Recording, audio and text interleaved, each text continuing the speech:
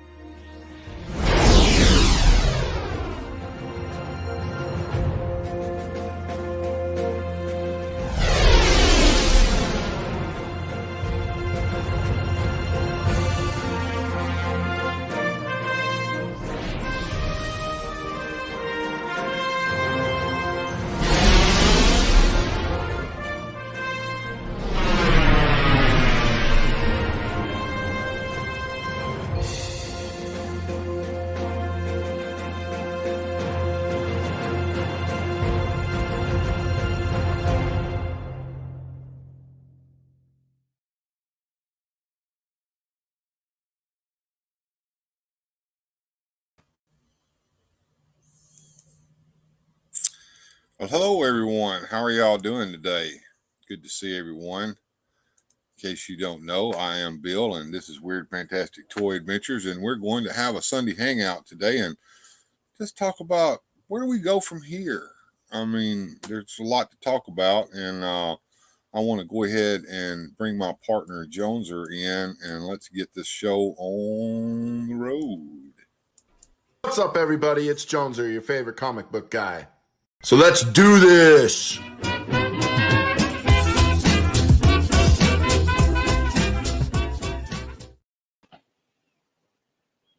What's up, everybody? We had a pretty good discussion last night. We did. It was kind of a fun show. If you didn't get a chance to watch that, I suggest you watch the replay. It's hilarious. Today, I think that was actually my favorite late night that I've done with you as far as entertainment value. Because I mean, there were some giggles in there, man. Absolutely were. Let's see who we got here today. It looks like Susudio's here. She went to sleep last night, but she did watch the replay. I'm glad you got a chance to do that. Figuratively speaking is here. Say stopping in on my way to work, and I want to leave a like and catch up the replay for sure. Have a great stream. See you on Flip. All right, man. Good to see you. Glad you came by. Bjorn Jorgensen is here majestically taking care of things in the background. And Susudio says there's no need to fear. I am here. All right. Good deal. Nice. All right. So that kind of catches up. There's not a lot of people here. There's some other streaming going on right now. Oh, look, Radical Mom just popped in. Hey, what's going on, Radical Mom? Good to see you with us.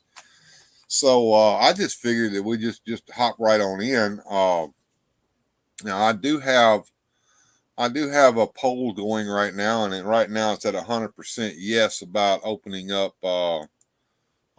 my Point Dread set and go ahead and then just kind of show it off a little bit. I do want to do a complete unboxing video on that later on at some point if I ever get a chance to, but you know,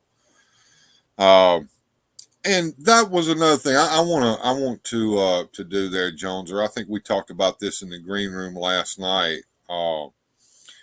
There's a show over at Largo's Lair called Don't Call It a Comeback. When you guys get a chance, if you would go watch that, especially if you're a guy and you're having anxiety issues, stuff that we don't talk about, that we're not allowed to talk about, mental health issues. Men's mental health is a big thing, and Largo did a whole show on that, and a lot of that kind of hit me right here in the feels, Jack. Some of it kind of was personal. So I want to tell you guys, go over to Largo's Lair and check that show out. You know, I definitely am going to have to give that a watch, Bill. And as you know, and I'll keep this short and sweet, but I've had some issues with my own anxiety and mental health and feelings, you know, that I've been trying to work through and deal with, you know, when it comes to work and stresses and, you know, just things that, you know, men deal with, you know, and men kind of suffer silently a lot of times because it is not something that it's you know, you're supposed to be a man, just, you know, be quiet and deal with it. No, You just suck it up, boy. well, You know, we have to understand something, Joneser, and I've discussed this with you before too. A lot of times we do that for a reason, especially when we're with a family. right. And this is not meant to be chauvinistic by any means. It's just one of those truisms. Most of the time, the family looks to us for guidance.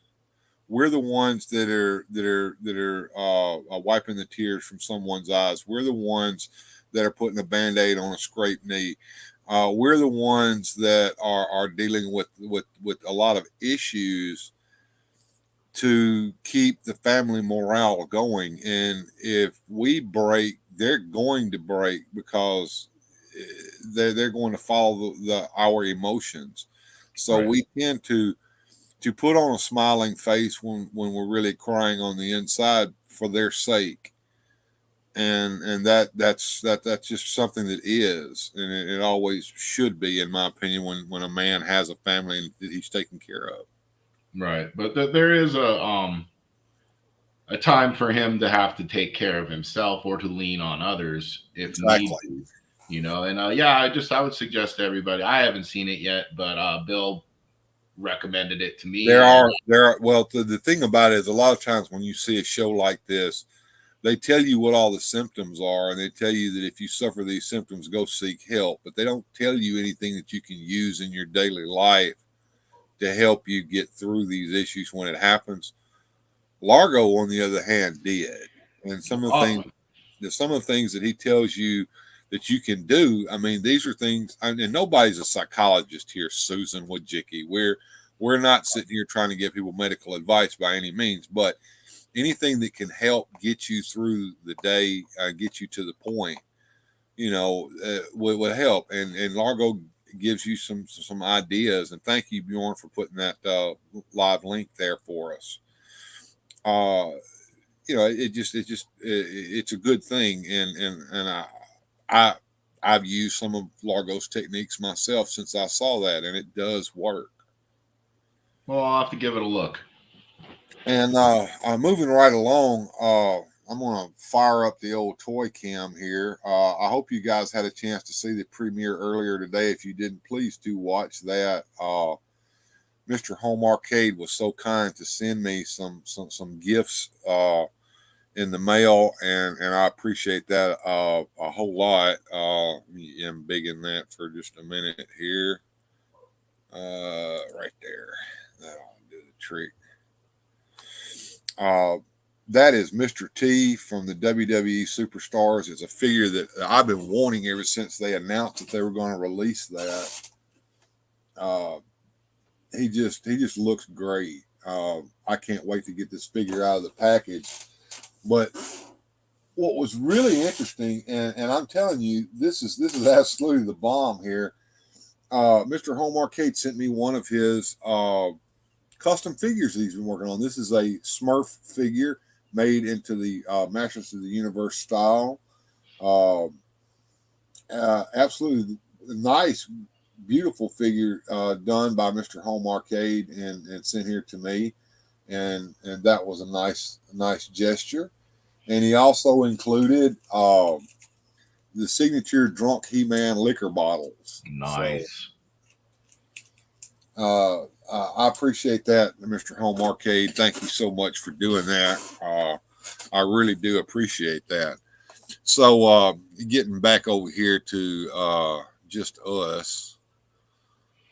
Well, you know, a little known fact: did you grow up watching the Smurfs, or do you watch much of the cartoon? I did watch the Smurfs. I will go ahead and admit that.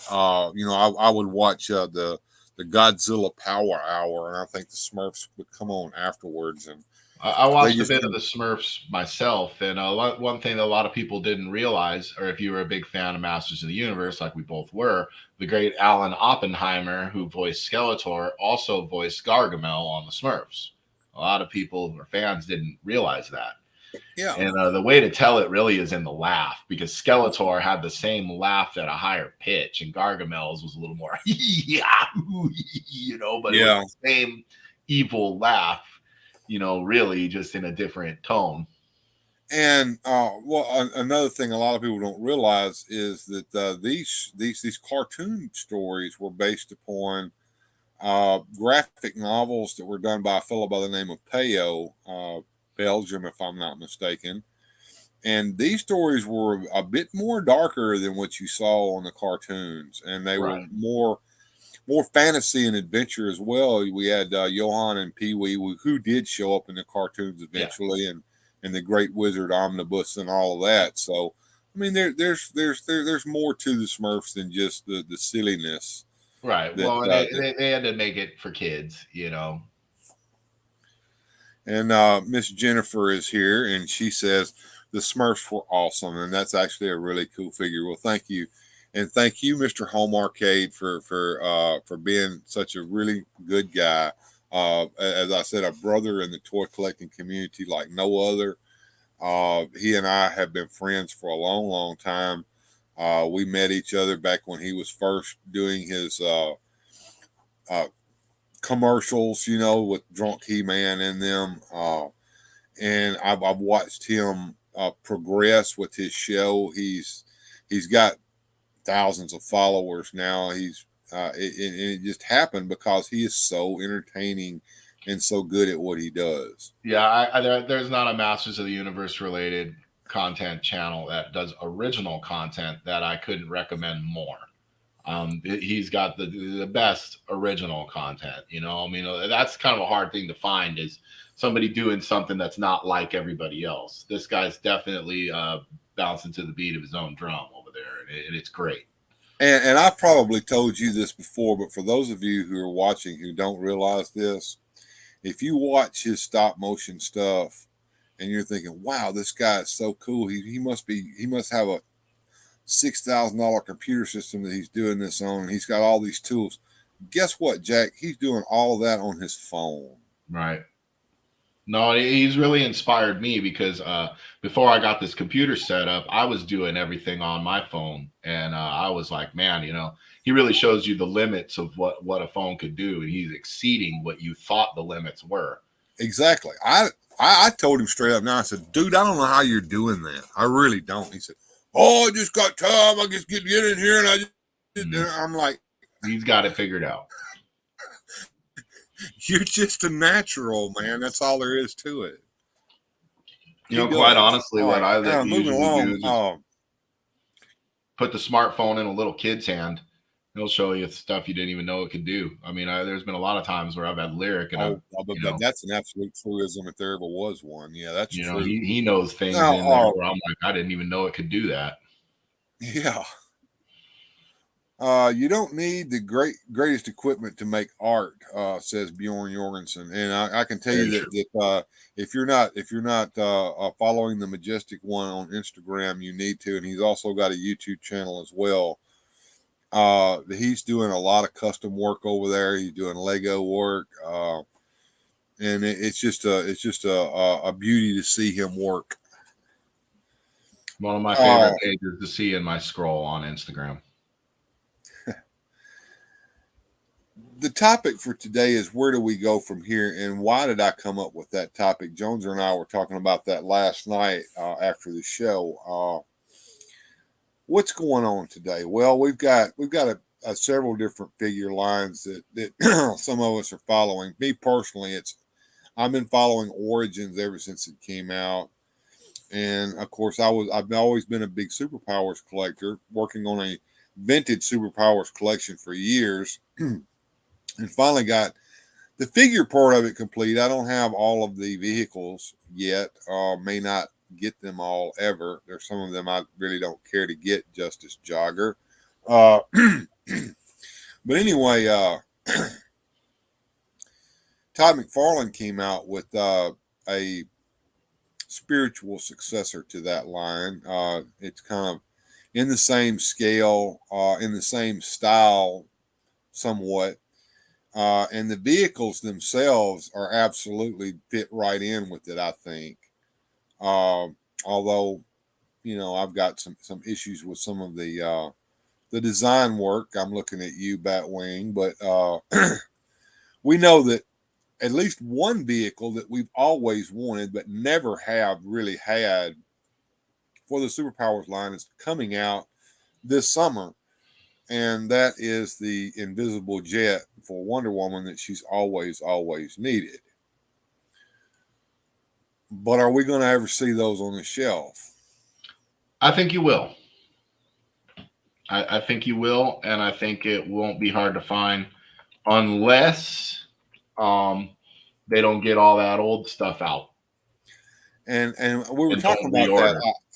I'm like, I go into Walmart and I do a toy hunt every now and then, and a lot of when I go to Walmart and look for toys, I'll admit this, I don't go in there blind anymore with the camera in my hand because I'm wasting footage.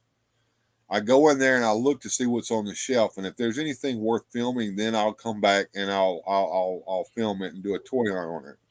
And why is that? It's because it's the same old shit every time I go in there. Naked Stratos and clogged up bat wings and supermobiles and a bunch of Green Lanterns and first wave Todd McFarlane figures not moving off the shelf. If that stuff doesn't move off the shelf, then they're not going to replace anything new on there. They're not even going to buy anything new.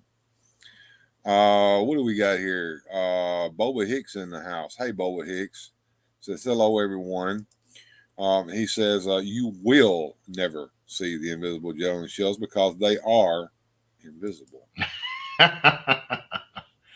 Well, here I wanted to kind of, because we were speaking about FOMO, and in case you guys in the audience don't know, FOMO stands for fear of missing out, and we all suffer that. And when this line first came out, I did the same thing I did when Origins came out. I went to the Walmarts and tried to be first and find them there. And I found some, and I scrambled and I searched and I went everywhere trying to find these things. And, I found some. And now it's stupid how easy they are to find. But now that we got this next wave coming out, and here's that FOMO again, if you don't mind, Bill, I'm going to show this here. Pull it up. I pulled up a listing here on the Evil Bay, and you can get the whole new set right there for $225 shipped to your house. And here you go. You can get your Batmobile, you can get your Invisible Jet, and you could get the reissue Wonder Woman and everybody here except Black Manta. Mm-hmm. And if you want Black Manta, somebody's selling him too. Where they're getting them from, I don't know. I have a feeling. Right, I've seen that listing too.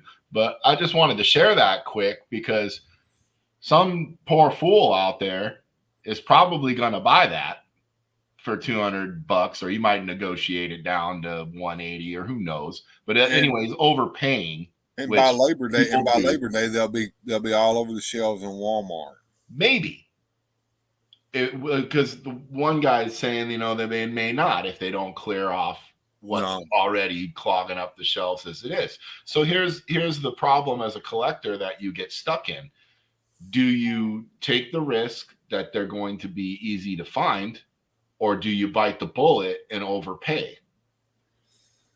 I went and ordered mine from Entertainment Earth. And why did I order them from that instead of my go-to Big Bad? Because Big Bad had already pre-order sold out by the time I got around to ordering. So false scarcity drives these prices. Well, somebody else, it might have been Sinclair Lewis, said, and that goes back to the show we watched last night, people will buy anything if it's one to a person. Well, and here's the thing, and I appreciate what Boba Hicks is saying there with the false scarcity drives the prices, and quite honestly, there's a truth to that, but there's also a truth to that these things are sometimes scarce and hard to find. I'm looking at like Duplico, or like, have you found any of the waves of Masters of the Universe Origins besides the Naked Stratos wave easily? Not easily, but I will say this. I was happily surprised recently when I went to my one Walmart out of 3 that does have those. Yeah, and we wonder about the quality of the product. Hopefully, Todd's gotten over those issues. However, that clear jet with that clear plastic, it worries me because that shit's brittle. Right. No, I have the same worries there, Clifton, for sure. But back to what I was saying, I did see tongue lash shore, and I think it was the Snake Armor Skeletor and Duplico at that one Walmart that's selling those figures. Now there weren't a whole lot of them there, but Right. they had put them on ship. Now why Duplico wound up out there, I don't know. Now he's not supposed to be available yet, is he? I don't know. I wasn't following the. I know somebody recently was lamenting the fact that they probably would never see Duplico in the wild, and I said, haven't. I did, and I bought him. And I said, if you need him, he's yours. And it's pretty much my Duplico. Instead of me ruining it like I planned on doing, I'm actually going to give him to somebody that really, really wants him. Hey, what's up, Brick? Something good to see you, man. But yeah, okay, now we're getting onto this FOMO and the people going on the evil bays and jacking up the price. And then the fans that really want this thing, that have the FOMO, that have the fear of missing out. So they're going to overpay. They're going to buy the thing. Now there's a scarcity. And then sometimes it flips. Like, remember that Rise of Evil pack at the Targets. Now those things were going for a premium on Evil Bay for a while. And then all of a sudden, after they got up, those things were clogging the shelves at the Targets, and then they ended up getting clearanced out. So then, they were like 5 and 10 deep in there in the one that I was going to, and they stayed there and stayed there and stayed there till they finally had to clear them out. Right, and people were paying like, $80, $100 for that set when the FOMO was hot, when everybody was afraid they'll never see it. I'll never see it. It won't happen, and it did. But then you got on the flip side of that, like Wave 2 with Orko and Trapjaw and Scarecrow. I mean, nobody found that, or maybe. There was a reason behind that too, and I'm sure all of us that have our ear to the ground know this, but some of you that aren't toy collectors that watch my show, or some of you that are that just don't pay attention may not know. The first wave was a Walmart exclusive wave, so it was not available anywhere but Walmart. Correct. The second wave was the same way because they didn't open that up until after the new year of 2022, if I'm not mistaken, right? So that second wave was scheduled to go to Walmart. Well, Walmart over-ordered the first 2 waves, stuck them out on the shelf, and they sat there. And they said, okay, well, it's not moving like we want it to. We're not ordering Wave 2, and they didn't. So I did find Wave 2 at my local Walmart. I never saw it. I was one of for the most part, Wave 2 had to go overseas because Mattel can't keep warehousing that stuff forever. Right. So they had to move it out. So most of Wave 2 hit Germany and the UK. And there were other figures that were hard to find past Wave 2. I'm talking Triclops, Merman. There were other ones that were difficult. Now, once Big Bad Toy Store got in the game, it made it a little easier for people. But then even then, some of those pre-orders sold out, and then people couldn't get in on the fun. You have a sold out pre-order on Big Bad and on Entertainment Earth, and you're not finding them at the Walmart. Where else do you have to turn? So then the fan goes to the Evil Bay to overpay, or to Macari, or to some, and then fans scream scalper, and they go, oh, you're creating a false scarcity. I don't think the scarcity is false. I think that some of this behavior is predatory, where people go to the Walmarts and buy them up and put them on there. And that does happen. These are opportunist people who are going to make some money on it. And as a businessman myself, I can only tip my hat to their, whether I agree with the ethics of it or not. I got to go, hey, if you can buy something for $10 and sell it for $50, why wouldn't you do that every day? You're an idiot if you don't, but again, here we are. We've created this bubble that everybody's got to live in under these rules, and it takes the fun out of collecting this thing. I agree. As a matter of fact, Bo Hicks was talking about Duplico. His price keeps doubling and doubling and doubling. You know, I think Gojitron made a joke about Duplico the other day. Duplico's power is duplication. He's supposed to be able to duplicate himself, yet he's the most hardest figure to find that there is because he's not being duplicated. Right. And we could have an entire show about the difference between scalping and being a businessman on eBay. Well, what I'm getting at is that really wasn't the point. The point is, to me, why is this such a pain in the ass to find? I mean, shouldn't it be in Mattel's best interest? Shouldn't you be able to go straight from their website and order this right from them? I mean, why would they make it this hard for their fans to purchase their product? It's like, okay, I'm selling something. Why am I making it hard for my customer to get it? I don't understand that. That doesn't make any sense to me. You're leaving money on the table. Yeah, well, that brings up a good point. You know, we've got Mattel Creations over there doing what they do poorly. And again, that sells out, and then you got all these people wanting it. They can't get it. It's very, very, very poor the way that's being handled, in my opinion. However, you've also got the Mattel overstock stores, sometimes under the Fisher Price brand, who have aisles and aisles and aisles of everything Motu that you could ever want. But you have to go to that store to get it. Why can't that store have an online presence? Ergo, Big Bad Toy Store, Entertainment Earth. That's what I would be doing if I were an executive over there. And I'd be like, why the hell don't we get our website guys to set up a storefront for our outlet stores? Right. You know, and I'm lucky there is a Mattel store that's somewhat local to me. I think it'd be an hour or two in a car to get there. And I've thought about making the trip because it might be well worth it. You know, well, and then the other thing we were talking about was, you know, it just goes back to the FOMO. So, how much did you pay for your Roton? I got it off regular price. I got it off Walmart.com. Full price. Delivered straight to my house. Full price. I paid full price for mine. How much did you pay for your Wind Raider, the first one you bought? Full price. Full price. I was actually lucky. That's one of my biggest videos on my YouTube channel is my Wind Raider video because I got it ahead of almost everybody. In fact, I had people like, how did you get this so soon?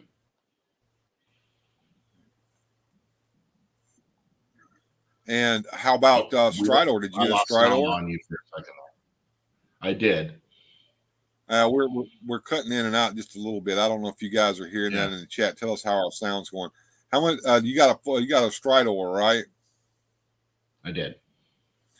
Pay full price for it? I did. Me too. All of these things that I just mentioned wound up where? Clearance. Had we waited, but we couldn't do that. Right. Well, when I got Lyric's Wind Raider, I think I got it for $12. I think I got his Strider for $10.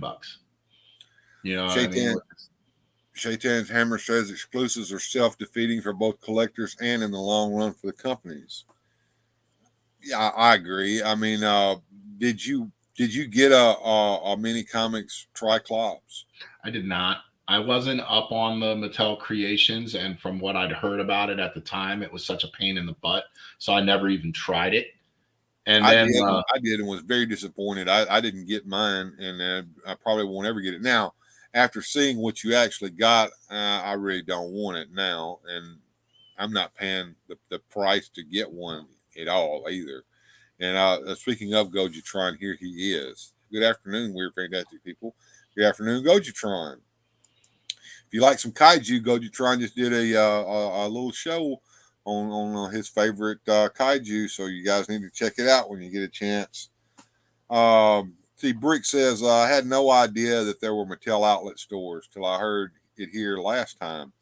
I thought there were only two factory stores in Southern California. Yeah, and like I said, they don't call them Mattel stores. They call them Fisher Price stores, which is a little off-putting because you as a person driving down the road would see Fisher Price store and think, okay, well, I don't need to go buy a bunch of little people and kitty toys. The one by me is advertised as a Mattel store.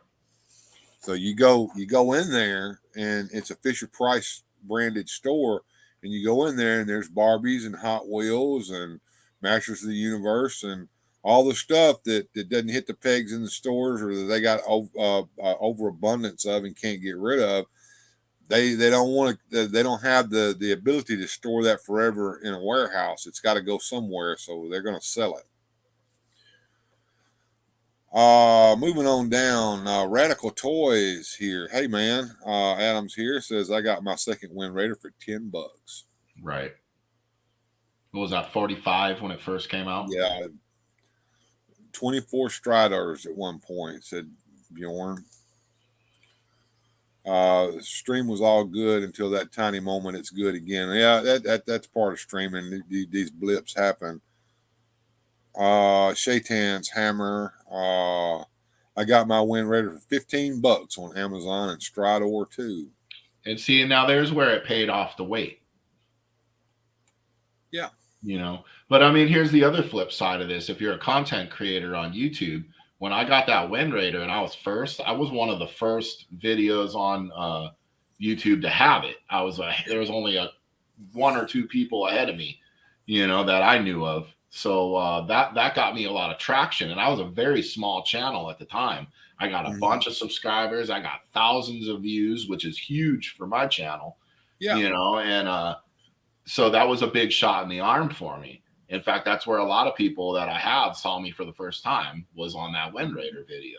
So there is a thing to pay a lot, get it early, put it on your channel, and watch the views pile up. You watch, who's that one guy? He's almost every time he's got it first. Man, it's not the Malaysia guy. You're not talking about the guy from Malaysia, are you? No. Yeah, that guy does too. He's always first. It's another guy. We watch him all the time too. His name's on the tip of my tongue. Matt Hatter? No, Adam did his intro too. Manchild. Manchild. Thank you, Manchild. He almost always has it first, and he gets thousands of views on his video. So I mean, yeah, Jared got it, Manchild. You know, and there we go. Yeah, that's the game. You know, that some of us were playing. You know, where we're overpaying to get it first, so we could get that big shot in the arm on our YouTube channel, and you know, it's part of the game. I wasn't planning on getting Mechanic or the Ground Ripper until I saw them on clearance for $16. I feel silly about that too, because I wanted I really didn't want the Road Ripper. I wanted Mechanic because I had a Mechanic figure as a child, and one of the things that I'd always wanted to do was to have each and every figure that I had as a child in the origin style, and Mechanic being one of them. And the only way to get Mechanic was to go ahead and buy the 2-pack Road Ripper with Mechanic. Same for and I paid full price for it. Yeah, Adam on the Sky Sled. I'm still kind of upset about that. I'd rather have had a full Battle Ram and no Adam. Same. Or if you wanted to army build Sky Sleds, you're going to have to army build Prince Adams while you're doing it. We have another person here with us to talk about all of this. Everybody say hello to Ostradamus Toys. Hey, man. What is going on, everybody? Sorry, I was catching some TKO, and I was like, oh, shoot, Bill's on. Let me roll on over there. He threw out the open invite. I want to hang out and see what people are up to today.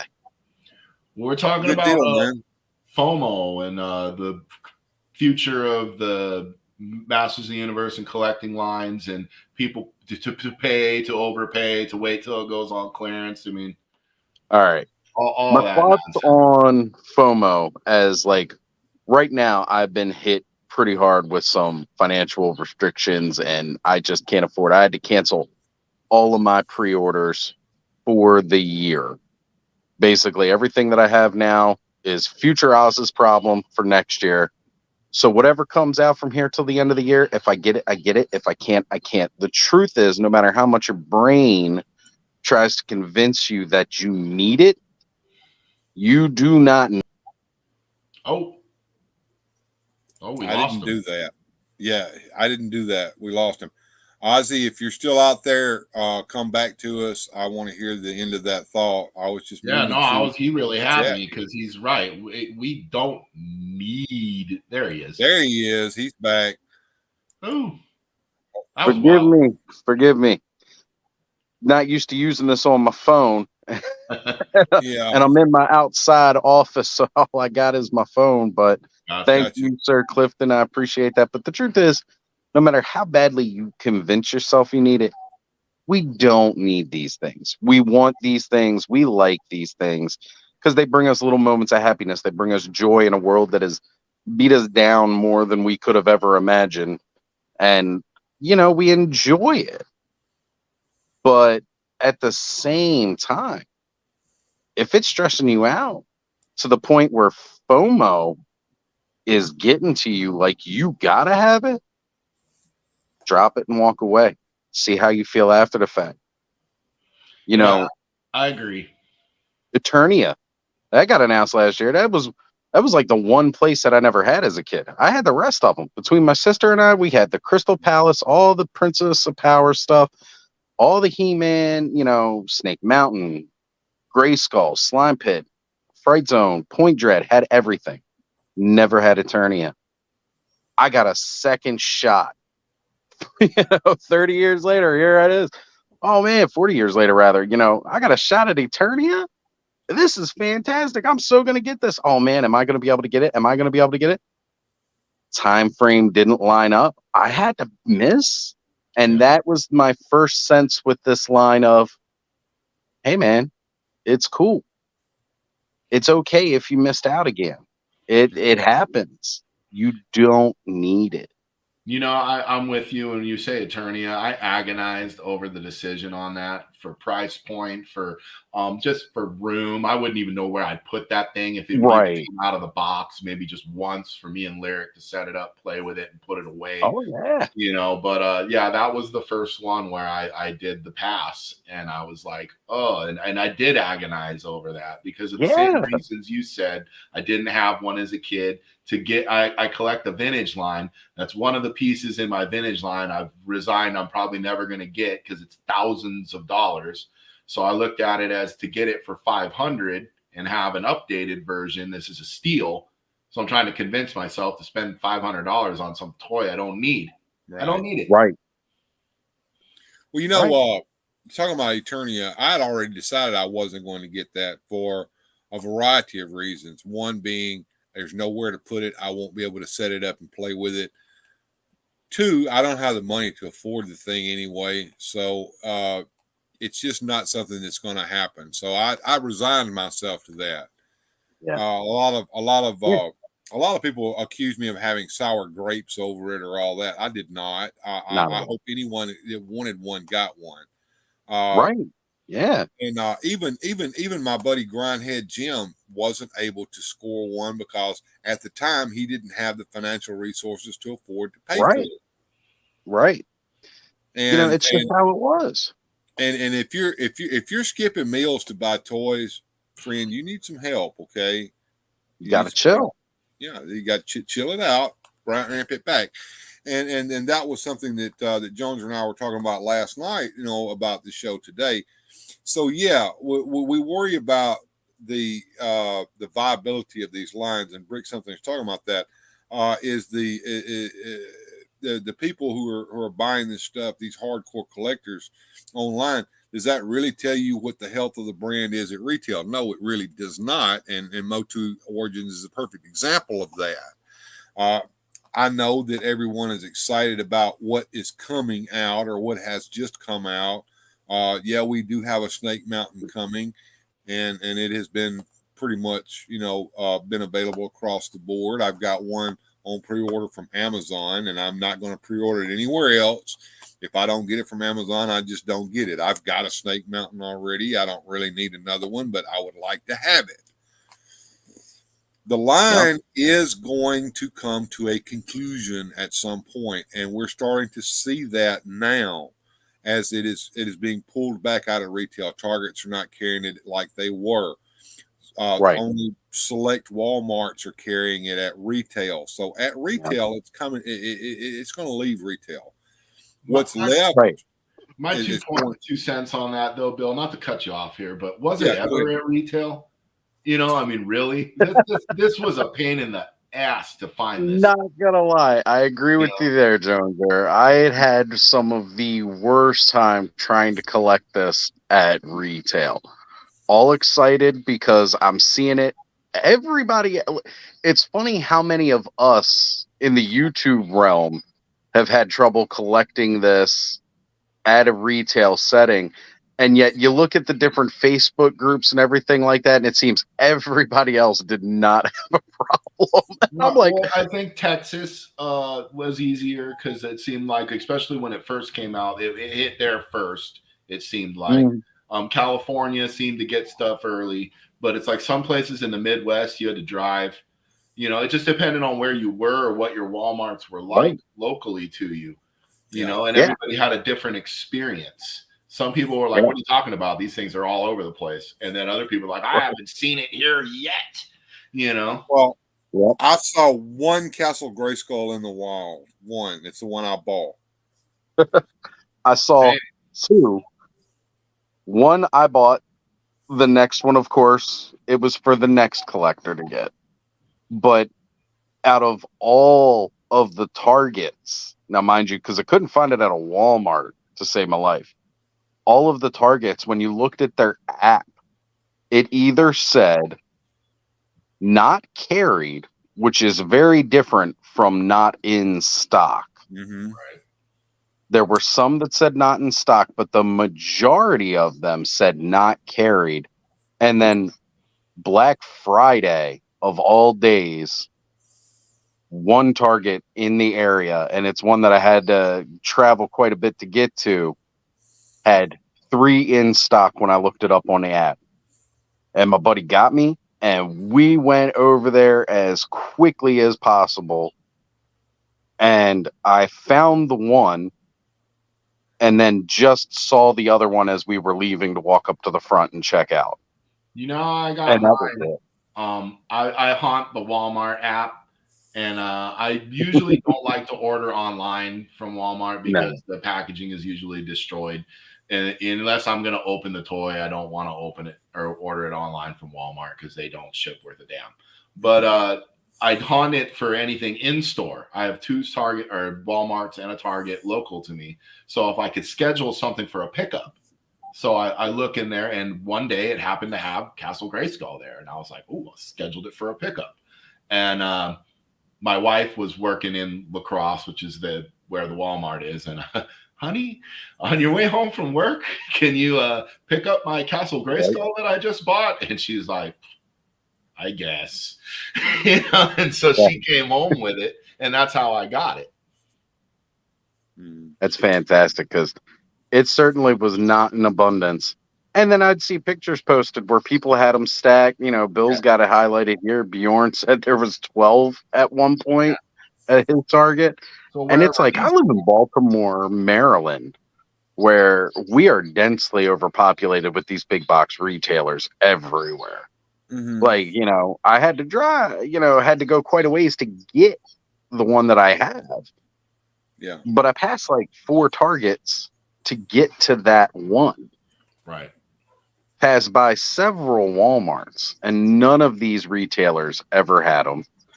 For the longest time, the only things you could find were He-Man and Skeletor. Could not find any of Wave 1. Mm-hmm.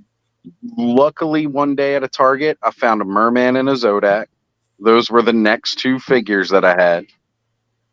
And then it was nothing again until like Rise of Evil 2-pack finally started being more readily available in store. Picked up one of those. And then it was nothing until Wave 5 hit. Mm-hmm. Wave 5 was probably the most readily available. Is that up the until Stratos wave Buzz off? No. No, that Wave 5 was the one with Fisto, Okay. 2000X, Evelyn, and Yeah, then I did see some of those. Yeah, those were at Walmart's around here. And then after that, it was the Naked Stratos wave that's still sticking around. We had Yeah. the one with Stinkor and Webster here too. That came out for a brief bit. The start of the next year, which was 2022. Yeah, going into 2022, we had Wave 6 come in for a short bit. Managed to pick all those up at retail. Wave 7 rolled through. Managed to grab all of those, and then that's the last we've seen. Like nothing else origins wise, except for vehicles. The vehicles will come in and they will hang around for a while. Yeah, and that's the upsell thing. That's the one that's supposed to be down at the bottom of the planogram right. for the birthdays and Christmas presents. And it stays down there. And the figures are supposed to be the shut me up figure. We're going to get into that later about price points on this stuff nowadays. But that was the other rough part about this line. Yeah, well, I was going to say this. This has probably been one of the most frustrating lines that I've ever collected. I actually think the 2002 version was harder. If I'm being honest. I agree with you. I didn't collect that though. So. Yeah, I wasn't actively collecting at that time. I kind of passed on that. I did have a He-Man, and then later had a Disco Skeletor. My favorite Skeletor, hands down, Disco Skeletor. He looks like Halloween to me. I'm kind of surprised they haven't re-released a Disco Skeletor in the Origins line just to reuse the bucks and the. No, it's like that's a no-brainer, right? We're all kind of thinking that, like, why haven't you just repainted this guy up in the disco colors? We all kind of I'd buy those of us that would buy it, and then I'd buy it for the same reason that I would buy Pimp Daddy Destro. Right. Here's where we kind of go full circle on this conversation and right back to our original point here. Is retail even the right place for this? Because, I mean, not the way it's being handled currently, I think it's not. And if it's going to go to online only via either Mattel Creations or Mattel Store or however they're going to do that, they're not really handling it that very well either, because again, you've got customers saying, take my money. I want this stuff. Give me this toy. I'll buy it now. I'll even pay double on eBay for it. I just want it. But are there enough of them? You can't get them. Are there enough of them? And that's the thing. How many people like you and I are there? I mean, it seems like that there's tons of them because we all hang out. We're all talking. Right. Well, we're all seeing each other on the Facebook groups and on the, we're communicating with each other on our frustrations of finding this stuff. So, okay. So maybe we're a small group of, if there's 100,000 people, 10,000 of us that like it, right? Well, getting into the next subject. I mean, we're talking about the future of toy collecting at this point. And I'm talking about, so we've gone from minimal action figures that we play with as kids to these complex action figures with all these points of articulation, all this ability, extra to the point to where we're paying $30 to $40 for one action figure now. Now there was a lot of bang for your buck here a few years ago. You got extra heads, more hands, all kinds of little accessories, and all that shit was decoed. You got this that just got released, but here's the thing. We're paying $40, $30, $25, $30, $40 for a 6-inch action figure. And now the decos are starting to get scaled back. We're seeing implied deco a lot. We're seeing no paint apps at all. It's just the color of the plastic that's being used as the paint app now. They're scaling this back, yet they're raising the price of the figure. I have to say, mom's in the store. She's buying groceries. She's got a kid in the cart with her. The kid's screaming and hollering. A $6 action figure, yes, she can buy that to shut the kid up. But she ain't buying a $25 or $30 action figure to shut that kid up. Let's be honest, Bill. Those $25, $40 action figures aren't for kids. They're for adults with adult money. I think the toy But business. where are they being sold at in Walmart's toy aisle? Well, I mean, how many times have you seen a kid in there buying action figures, and how many times have you seen a grown man And in there? You know, that's the point. There are sections over there that's selling it. That's selling shit out the ass. Paw Patrol, Spin Master stuff. That stuff is selling out the ass.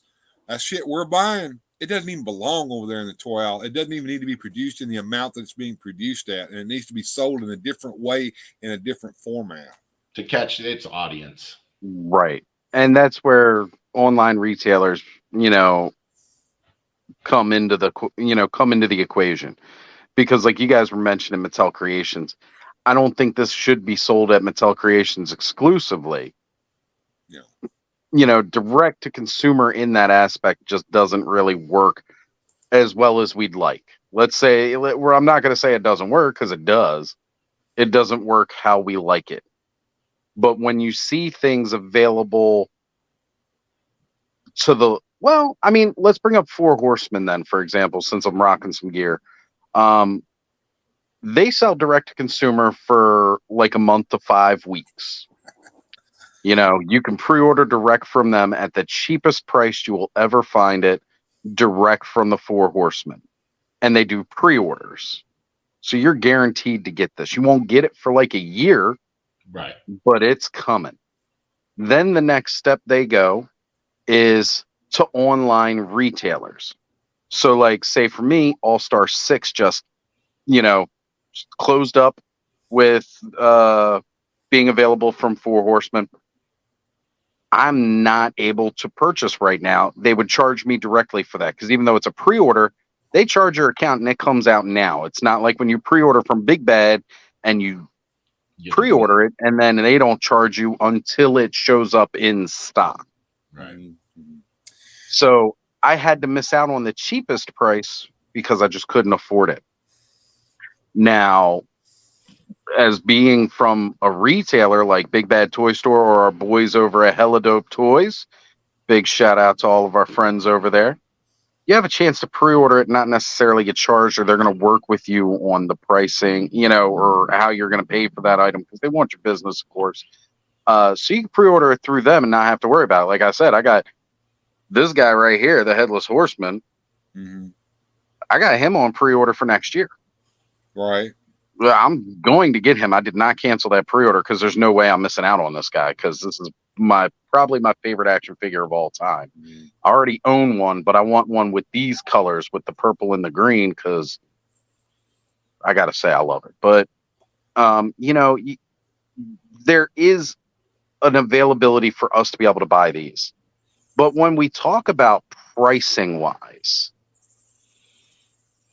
so if you look at inflation calculators, everybody always talks about how much they wish like the action figures were still like the $2-3 that we remember them being when we were kids. Mm-hmm. The problem with that thought knowledge is, it's like you wish they were the price they were in the 1980s with your salary of today.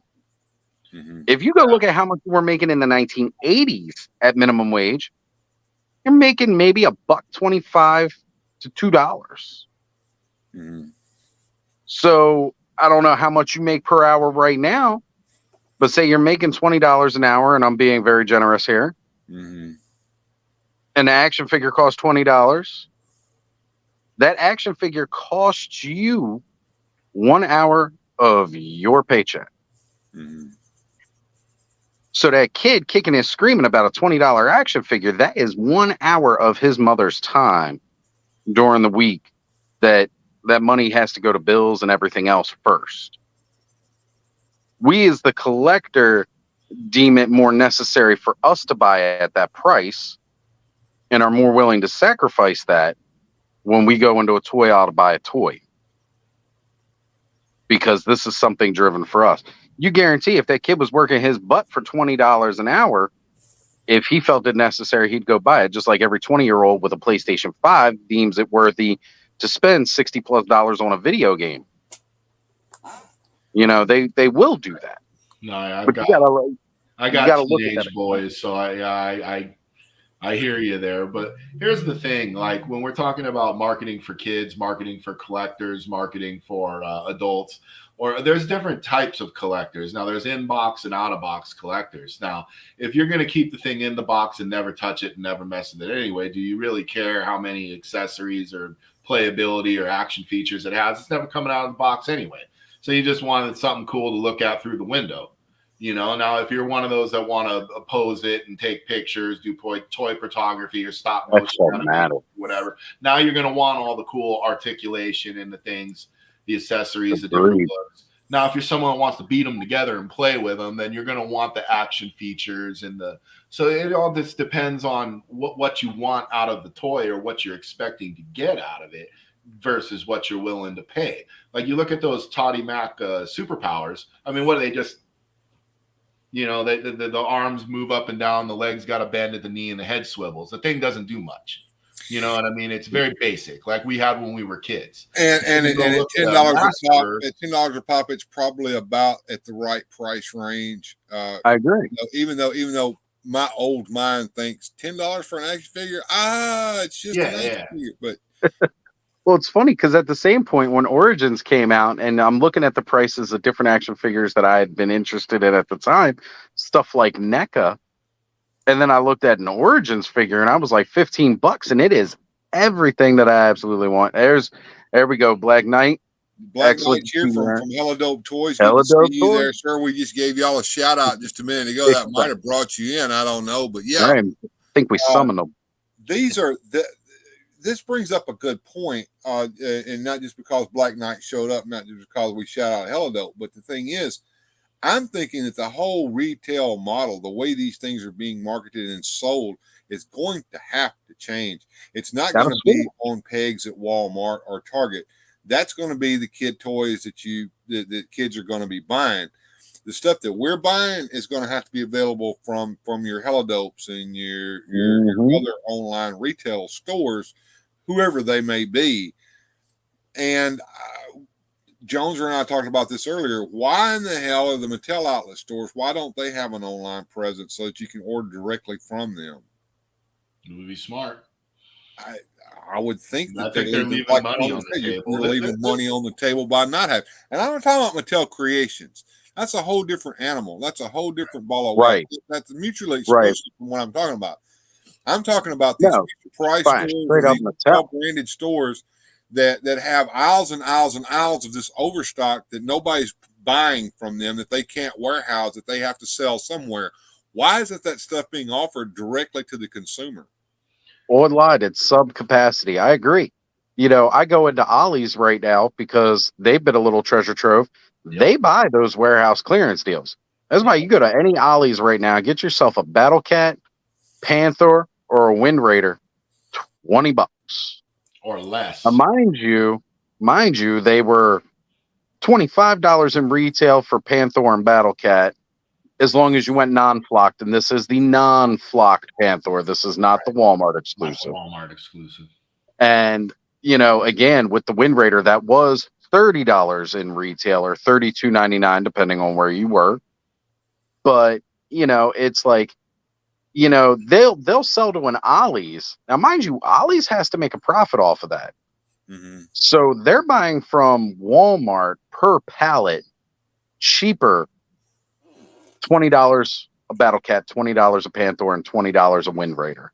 So they're buying it direct from Walmart at cheaper at those costs, and that is enough of a markup for them that they feel they're getting enough profit off of it. Mind you, I yet to actually go in there and buy one because I do have extra. Like I'd been, as a matter of fact, Cobweb Collector is amazing. He just recently sent me another Battle Cat, which I'm going to deco up for either Anti-Eternia or possibly do a He Skeletor Battle Cat, or Battle Panther, or whatever you want to call him, because I gotta dye the saddle a different color and such. But yeah, I mean, like they do allow these other retailers to be able to get money. All right, gents. Well, look, I have friends showing up right now. I've actually got a roll. Boy, Chris and I are going to head out for a minute, but I want to pop on and hang out with you, gents, because you know, we always go live same time on Saturday nights, and I don't feel like I get enough time to hang out with you gentlemen. So Sundays is always a good day to do that. Bill, good to see you. Joneser, absolutely great. Everybody in the chat, love y'all. Please like and subscribe if you're not already to these gentlemen. And I will see you all next week. It's Thank you for sharing showing your up, Oz. perspective. always a pleasure, guys. All right. So back to what we were talking about. Hasbro has its own eBay store, and they tell you that you are buying direct from Hasbro. Smart. I'm jealous of your kids and your ollies. No such thing here, says Brick. And of course, everybody wishing Oz a good journey there. Let's see. Gojutron says the $6 Bucky O'Hare figures at Ollie's were an amazing find. How did $30 collector's figures wind up in Ollie's? Because, like he said, they're not buying. Ollie's is not buying from Mattel or Hasbro. They're buying from stores that are overstocked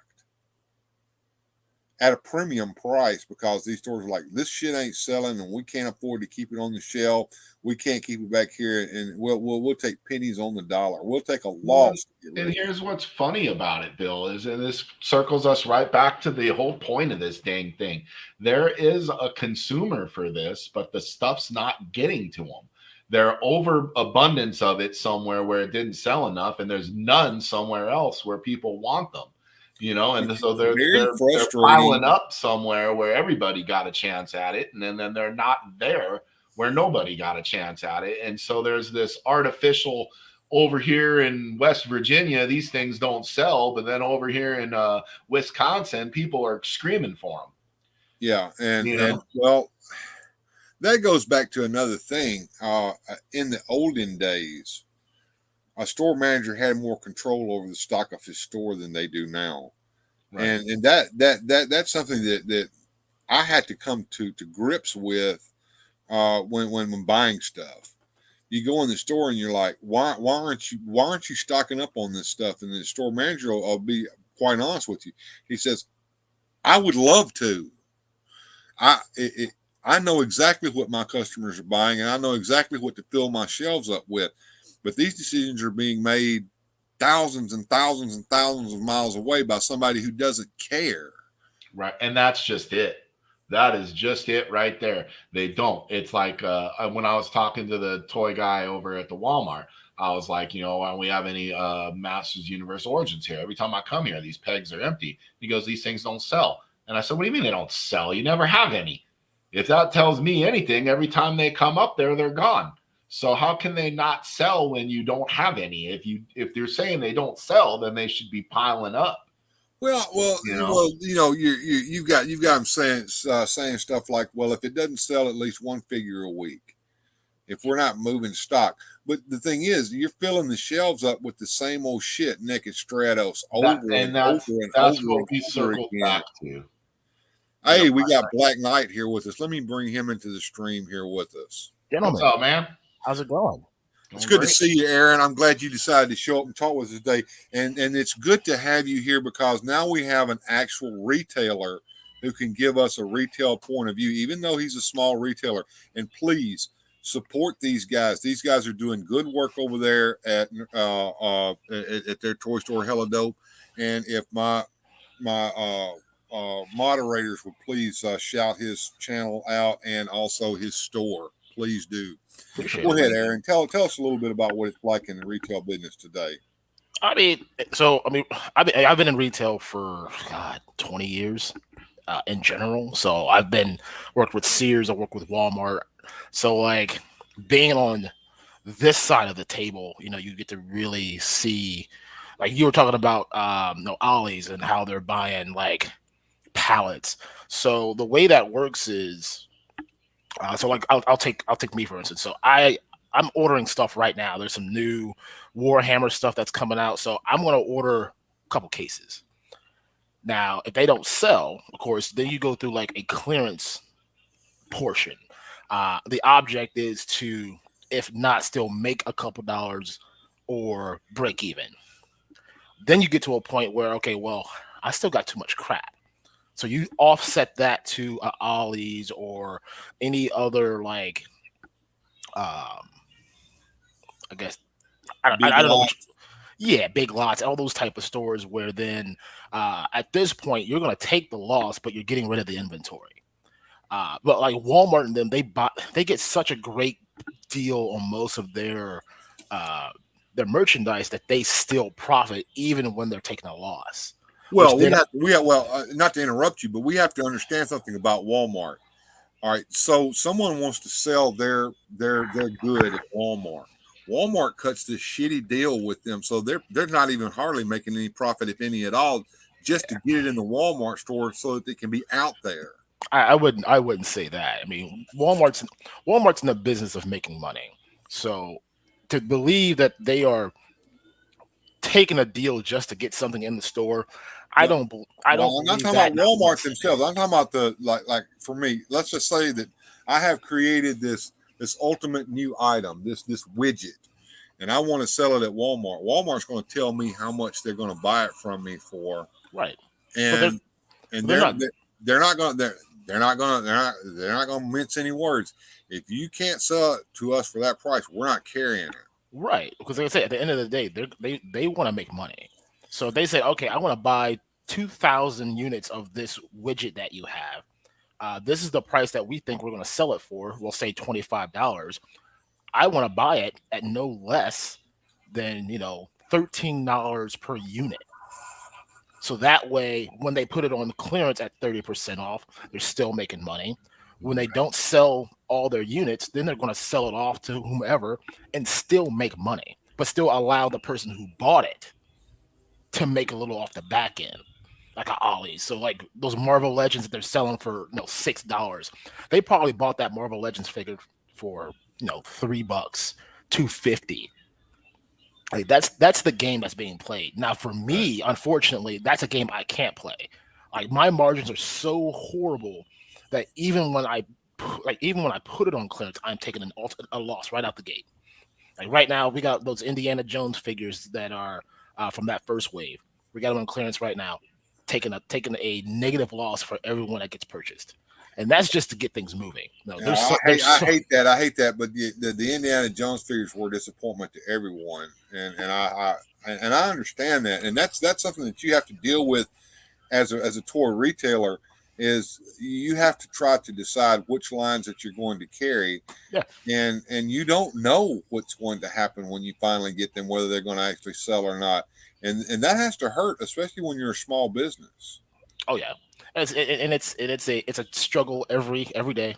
Like I said, I am on my distributor website right now as we're talking, seeing what's out there. I mean, Warhammer is still a pretty successful line, but the problem with it is the price points are so up and down. The builder sets at $25-$30, those normally move. Their 1/18 bigger scales mean $50, $60, $100. Who's buying that? I mean, yes, I'll put it on the site, but I mean, now it's just there for fluff, just to say, hey, I have it. And even half the time, I'm not even going to order it unless someone purchases it. So it is indeed a struggle, and so we deal with it daily. There are some, like I said, we're dancing on the idea of bringing Motu in because there is a huge following for it. But at the same time, I'm competing with a Walmart. I'm competing with Target. I'm competing with all these other major retailers who will have it way before I do.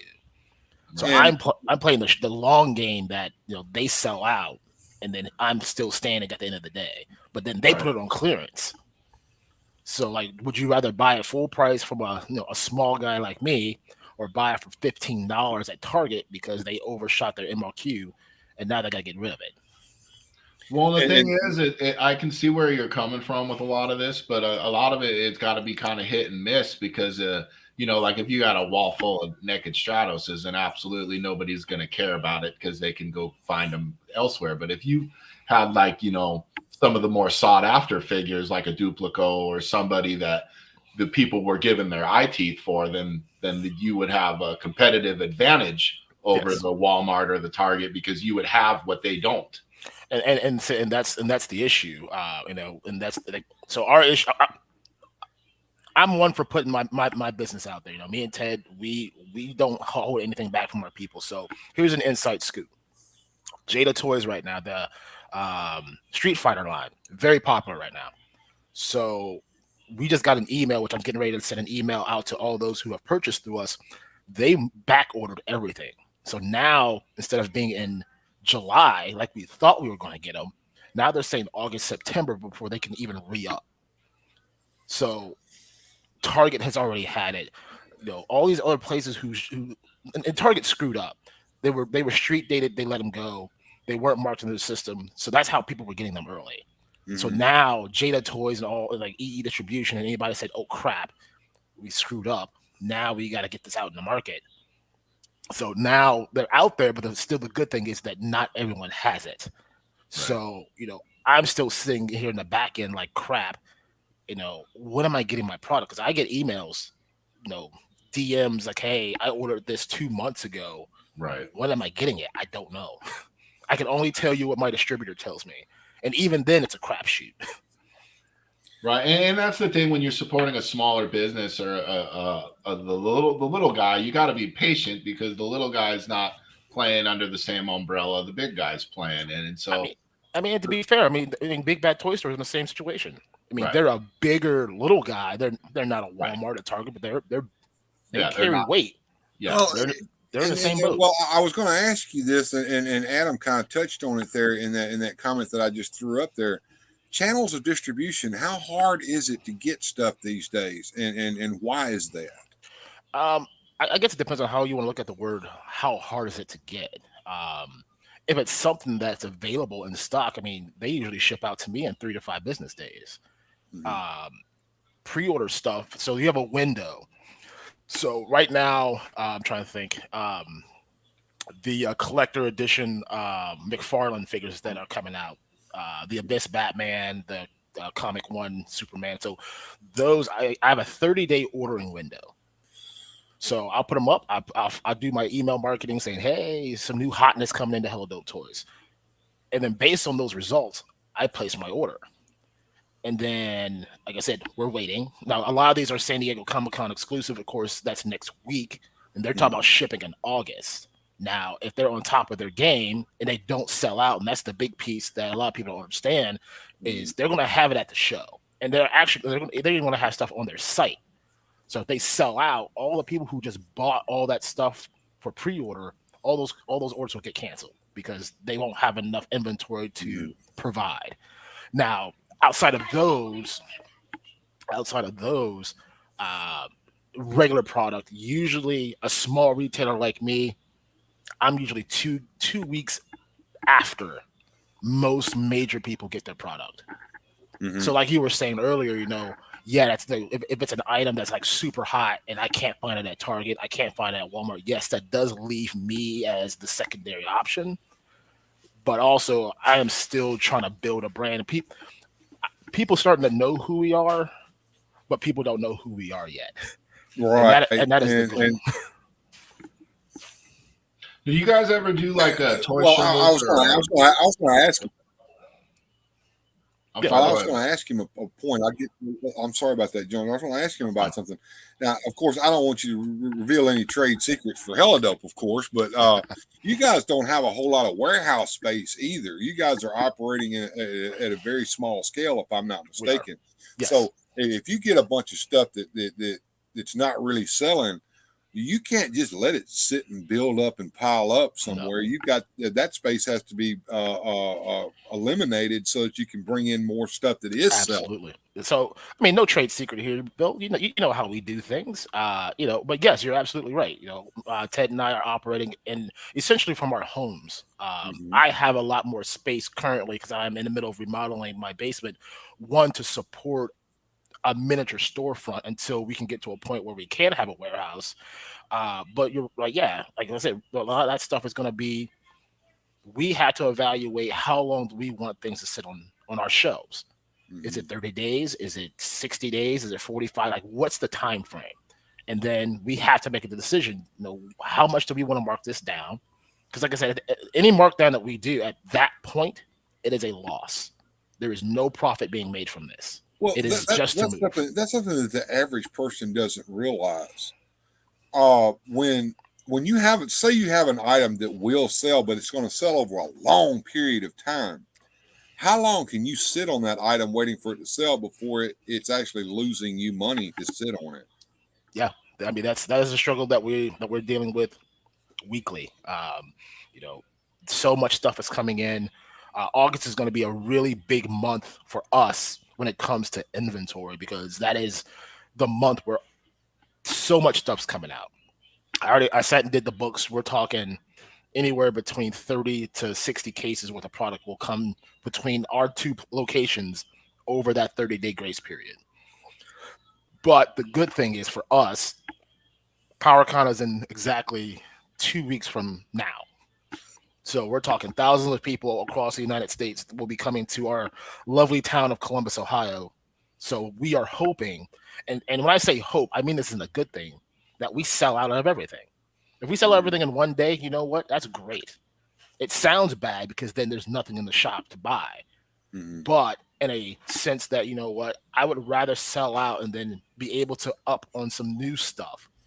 It's Right. exactly the kind of business model that we want to do. And you had brought up, do we do any cons yet? I mean, there's two here in Ohio. So PowerCon's our biggest one. That's every August. And then in March, in late August, there is a local toy and video game convention here. So we did one in March. We did okay. I said it was kind of like our first run. So PowerCon is kind of like we were building up to this day. But we want to try to do more local ones as they come around just to kind of get our name out there, let people know that we're a thing. So eventually the plan is to maybe one day have a storefront, even though I don't want to do that. Just overhead and all that just gets ridiculously high. Yes, yeah, absolutely. Well, you're talking about that March con that y'all went to. Y'all learned some lessons there, did you not? Oh, absolutely. One, I need more Red Bull. I need a lot more of these to get through the day. A long day. But I mean, it is a long day. I mean, 10 hours a day, and don't get me wrong. I work 4 10-hour shifts at my 9 to 5 job. So like that's nothing. But then like you're at a con where you're interacting with people and trying to talk product and oh my god, when we left, I took a nap and then we did a show right after that. Like no. After PowerCon this year, we are not doing a show. Sorry for the spoiler, not happening. But it's a lot of work. The setup, the takedown, and just the talking piece alone. You're talking 10 straight hours of talking with all you great people about us, about the product, and whatever you want to talk about.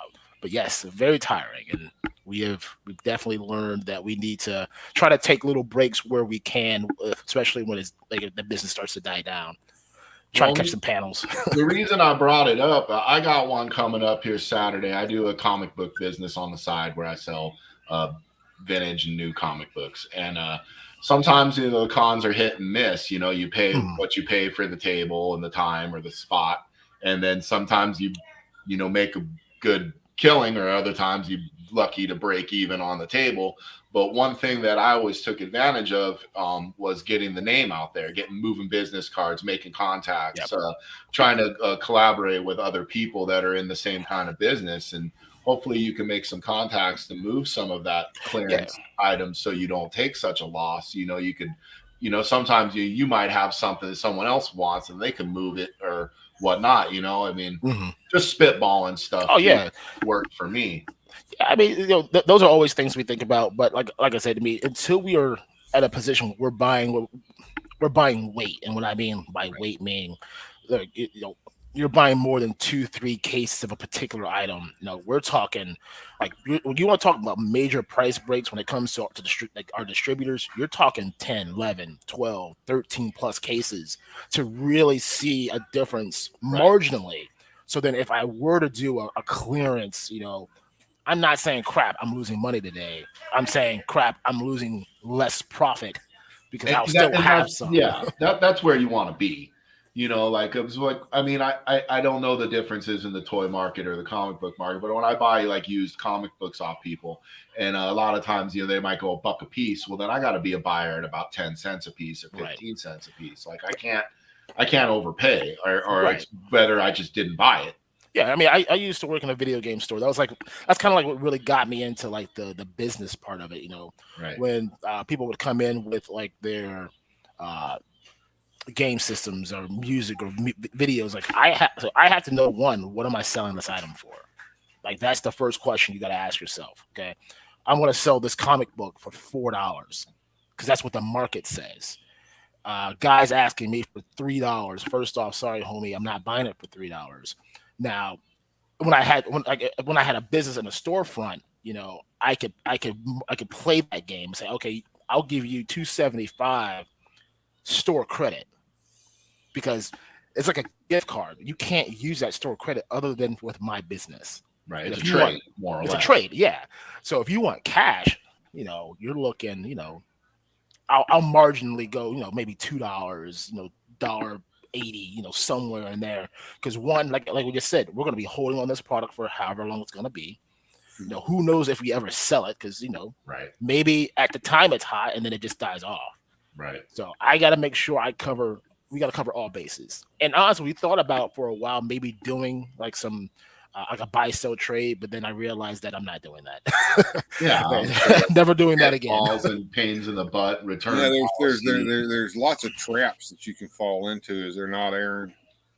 Oh yeah, all the time. And we've seen the what's happened to some of the small stores and what overbuying and maybe getting a little over their head and then what became of them and avoiding that at all costs has to be an issue. It is. But me and Ted will speak this to the moon and back. We're gonna die on this throne. The moment that we think that we're gonna turn into, one of those other retailers that has not survived, is the day that we're gonna figure out a way, no matter what, to make it work. And that's evolution. You have to be able to evolve with the business. And I wish I learned that the first time when I had my own store, because I didn't know that then, but what I know now. So that tells a lot as you learn over time. Now, one of the things that's been on my mind since you showed up here, tell us just briefly what are you and Ted's long-term goals for this business? Well, the first major goal is to get out of our 9 to 5, be able to live comfortably doing this. But outside of that, we want to be able to make Hella Dope Toys a big bad toy store. We want to be on the same level as a Nerd Zoic. He essentially built the model that we are. I don't want to say we're following the same model, but our ideas are very similar on how we operate. So, hey, big nerdy. But other than that, we want to just, be able to provide a good overall customer service base, fast shipping, get you the stuff that you can't find anywhere else and be able to do it better than anybody else. That is the goal that we have today. That is the goal in 5 years. That is the goal when I am sitting in a hospital bed on a respirator. Like make sure that item gets out. 1 day shipping. Let's go. But that will never change. We will continue to be a growing business and a name that everyone should and will know. I have an international audience here who wants to know how are international sales for you guys? So Boba Hicks, yes, we do sell internationally. I will drop a secret on you also. If you want to get the best overall shipping rate internationally, make sure that your package weight is under 4 pounds. Now you can do that through checkout. It'll tell you, you'll see the difference when it says like international, like something shipping, and the other one says priority international. So if you want to take advantage of that, separate your packages into smaller pieces, better shipping rate. But yes, internationally, we're doing a lot better. To answer your question, Bill, we were kind of worried in the beginning because with customs and all that, like how does a product that we sell in Columbus, Ohio, make it to, Munich, Germany safely? Because once it leaves our hands, it is in the hands of the post office or UPS. Then customs takes it. Then it's on a ship or a plane, and then it gets to where its locations go. I don't know how they handle their stuff, but the good thing is that we pack it in such a way that even if it gets kicked around, your product is still safe. I think we had one, maybe two issues internationally in almost a year. So I call that a really good track record. That is in comparison. That's incredible. Yes. No, I've learned that shipping a comic book is not fun, especially if condition matters. And I've learned to pack them where you can throw that thing down an elevator shaft. It's going to be all right.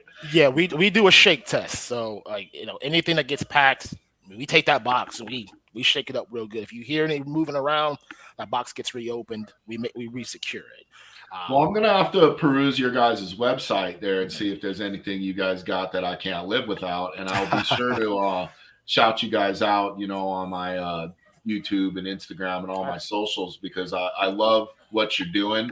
I love what you're trying to do. And I wish you all the success in the world. I want you to succeed. I appreciate it. Thank you. So yeah, I'll throw this at you real quick, Aaron. If you have any kind of package that you have for us to make some kind of video for you guys to give you some support on our channels, send that to me. I will over here in the private chat send you an email address that you can send that to. Okay. Well, you're in the Discord. You can post send me a message in there. That's fine. Yeah. But Gojitron, let me answer that question for you. We don't use UPS often. Usually UPS is for big packages, just because of the cost between USPS and UPS. It's actually cheaper for us to go that direction on bulk. But UPS is not a factor to me. Like I said, if you request that you want your package sent through US or UPS, fine. But if they go on strike, they, go out of business, it doesn't affect our means any way, shape, or form. So right now, your main shipper is the United States Postal Service. That's correct, and mainly because they do pickups from our homes. Mm-hmm. Like for me, the closest UPS drop center is like 8 miles from my house, and I'm not saying that's far, but it's just completely out of the way. Mm-hmm. When my postal guy comes to my house every morning. I don't know what your shipping volume is like, but that would entail you buying a van of some sort so that you can put all that in there and then carting it down there. That's gasoline costs, upkeep of that van cost. All these things factor in, folks, and it's all money, and that money has to be recouped in some form or fashion. It's not magic. Absolutely. Yeah. Boxes and bubble wrap and tape are not free. No, and the cost of bubble wrap has gone up like crazy. Like plastic, the cost of plastic has gone up. That's one of the reasons why figures cost so much these days as well. Oh, yeah, that's why I was shocked when Hasbro said that they're going back to the window packaging. But then, like, our joke was they're still going to have the cardboard holders inside the window plastic, just to say, "Oh, hey, look, we brought the window back, but it's still on cardboard." But to further your point there, so when we've got a couple orders that we're going to be packing up tonight for tomorrow, so we're going to schedule a pickup. So it'll say like how many packages are we picking up today? We'll put we'll say 20 packages, and the weight's 50 pounds. So they're going to bring a larger truck or van to accommodate our pickup. Now, like New Year's Day, we had a big New Year's sale. And I think we had maybe 60, 70 packages that had to go out. Wow. So we took half of them and dropped them off at the post office ourselves, and then scheduled to pick up like the 10, 20 that were left over. Mm-hmm. So a lot, like you were saying, a lot of it is costs. If we were to continue to drive it ourselves, it affects you, the consumer, because now I gotta put a price on package and handling. I don't want to do that. That takes away from our business model that we want to have or try to have the best price in the market. Mm-hmm. And it's not your problem. Like, oh no, you bought something from me, I'm going to charge you more money. No, we're not going to do that. Well, just remember you at a con and buy me a beer. That's all I ask for. and that would be Steel Reserve if I'm not mistaken. Yes, sir. I mean, I'm a lover of all beers, but that's the go-to. Well, now here's another question, and it's not necessarily your store related. It's more like industry related, Mhm. and it kind of goes back to the main thing that we're going to be talking about today. Where do you think the toy collecting industry is going to go from this point? If that's the magical question of the day. They're going to have to make some choices. And I think right now the choices that they're going to make are bad for us, the consumer, me, the buyer, because all roads lead to a price increase.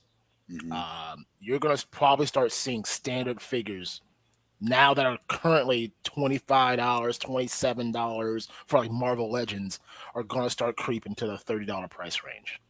Deluxe figures, $75. And as they increase in price, what about the value of what we're going to be buying? Is that going to be decreasing as well? Probably. I mean, look at it right now. Most figures that you're buying right now, you're getting a standard base figure, maybe, and I'm talking huge maybe now. You get an extra set of hands, maybe. Minimal maybe you get a weapon or an alternate head. No, that's too much. That's too much money. Minimal deco, because we got to eliminate the cost of someone having to actually paint this stuff. And look, that stuff is not being painted by a machine. That's being painted by a human being. Even if it was painted by a machine, they're not going to tell you that it's being painted by a machine. They're like, oh yeah, I got factory workers. They're working day and night painting these things for you. Right. Don't bullshit a bullshitter. Right. You got a $10,000 machine that has the state of the art that's doing this for you. You are not cranking out 10, 20,000 figures a month by someone. Oh, paint this head sculpt like this. I think the modern collector has also, in the last few years, been spoiled by what they were able to get at one point. Say Marvel Legends or Star Wars Black, what was available at those times, and now we're seeing. Okay, the toy industry's going, wait a minute, we can't afford to sell this stuff at the price we're selling it for with all these decos and all this extra stuff. We've got to scale this back and increase the prices. So do you think that opportunities for like you and Ted and stores like you are going to increase as maybe retailers start scaling back on carrying this stuff? Hard to say. I think the safe answer is yes, only because, like I said, it's going to come down to, if you want to win this war with Hasbro, Mattel, and any of these other companies that are going to start playing this price game, don't buy them. Right. Well, you want to hurt their pockets, don't buy them. And that's me as a toy store telling you this. Yeah. It's because it's going to hurt. It hurts me too. Yeah. But we are the consumer. We are buying the product. You want your fancy G5 plane, you want to go out to Milan with all these Italian models. Don't hurt our being to buy things because you want to have top dollar profits in your hand. It didn't hurt you in the 80s. That's economics 101. Why does any company exist? Is it to sell the products they sell, to sell the greatest products that they can sell, to help the consumer? No, it's to make as much money as they possibly can make and expend as least money as they possibly can do. Absolutely. Right. That's any good business is trying to do that. But here's the thing: like as the toy consumers are getting older and older, because the kids aren't really into this like they were when we were kids. So then as we're aging out, in the next 20 years, as the volume of business is going to probably decrease, I'd imagine, with less people buying. Yes. But then that could lead things the other way. Cause like say, okay, we're talking like Mondo. They have like a Mondo Batman. All right. Mm-hmm. Or He-Man or whatever it is. You buy that Mondo one and it's like $250, $300, right? Yep. And then you 3 years later, that same figure is $600, right? So supply and demand. Right. That's what I mean. So the older stuff you can't get anymore, going up in value. But if you got less people buying the new stuff and they're making less of the new stuff, where's the business going? Like I'm a big comic book and toy guy, and I'm trying to get into the comic book game so I can quit my 9 to 5 and do that. But I got less and less and less people reading and buying comic books. Well, your unfortunate piece, at least on the comic side, is everything's digital. That too. That you can go and read a lot of them for like $8.99 a month on Marvel.com or DC Universe Infinite, and you don't even need to buy it. But you will have the old school guys like me and Bill who will want one in their hand. Well, I was fixing to interject anyway. I mean, they've already got these toys that you can buy that are virtual toys, NFTs. Yeah, bullshit. All that's bullshit. And as far as that goes, if it's not physical, if I can't hold it in my hand, if I can't read it by candlelight after everything blows up and we don't have any electricity, I don't need it. And like Gojitron was saying, like, so once we're dead, so is the toys. But like I was saying earlier, especially like for me and some of the smaller retailers is, if you aren't evolving with what's happening in the business, you are not going to survive. Like, so for you, for instance, how do you overcome comic books when everything is going digital? Well, what's the hot thing that's happening in that pop culture world, and how can you bring that into your shop? That's how that's how you stay afloat. Sure, you're gonna maybe 2 out of maybe 10 people are going to actually buy a physical copy, but then maybe you get with someone that has like a digital exclusive that is to you. Well, the thing is, they have like variant covers or chase covers, but the big thing that really got me a shot in the arm is a lot of the old school collectors don't want to mess with the grading or the getting comics graded. And I just got back a whole bunch of these. CGC graded copy. That's a first Yogi Bear, Huckleberry Hound. That's an expensive book, right? And so what I do there is bought the thing old and beat up and cheap, invested a little in it, paid to get it cleaned, pressed, and graded. Had to wait 2 months to get it back, but we went from now I'm $100 in on a $400 book. It's a great profit margin. It's a great profit. It's a great profit margin if you sell it. Correct. You just got ahead of me. Now I got to find some yo-yo that wants to pay $400 for Yogi Bear. Those people don't grow on trees. I don't have people knocking down my door saying, "Hey man, you got a Yogi Bear? I could give you $400 for it." And the other thing is, the kids don't even know who Yogi Bear is, so you're not. It's going to be an adult. Kids don't have $400 either. It's going to be an adult. I'm probably not going to get $400 for that. Someone's going to shoot me an offer. It's a lot lower than I want, and I'm going to take it. Right. Because I got to get that money back so I could send more books in to get graded and more. You know what I mean? Just like you were saying with moving dead stock, there's a lot of times with my comic boxes, like they'll go in the dollar bin if I'm sitting on them too long because I got to move them. Exactly. I can't keep coming to the same show with the same books. I got to have new stuff. Well, I mean, that's kind of a two-sided coin, because you think about it this way. You have a box that's been sitting there forever, and you had a customer who came through, they're breezing through, they're like, "Oh, I like this, but maybe they didn't catch something the first time. Or the second time, or maybe you add in like a fluff pieces that are new, and then you're like, "Oh well, I see that these are new, but I didn't see this before." Right. Like, while your point is accurate, yes, no one wants to see the same thing over and over again. But at the same time, maybe it's that third or fourth time where they're like, "Well, maybe I thought I already had it in my collection and I didn't." Right. But I'm glad you still have it because now I'm gonna buy it. So it's a dangerous game to play, but it's a game that you have to play. Well, the point I was making with the Mondo stuff is there's some stuff that are built for holding on to because it's an investment piece. The value is only going to climb. And then there's other stuff, like you were saying, where the period of hotness is over. The thing has run its course. Nobody wants it anymore. It's time for it to go bye-bye. Right. You know, so that there is a little bit of a game of what will appreciate in value and what is depreciating in value. Exactly. Because I mean that comic book's from 1959. You're not going to find it very often anymore. In 20 years, you're going to find it even less. But the problem is, in 20 years, is anybody going to give a damn about Yogi Bear? No. Maybe not.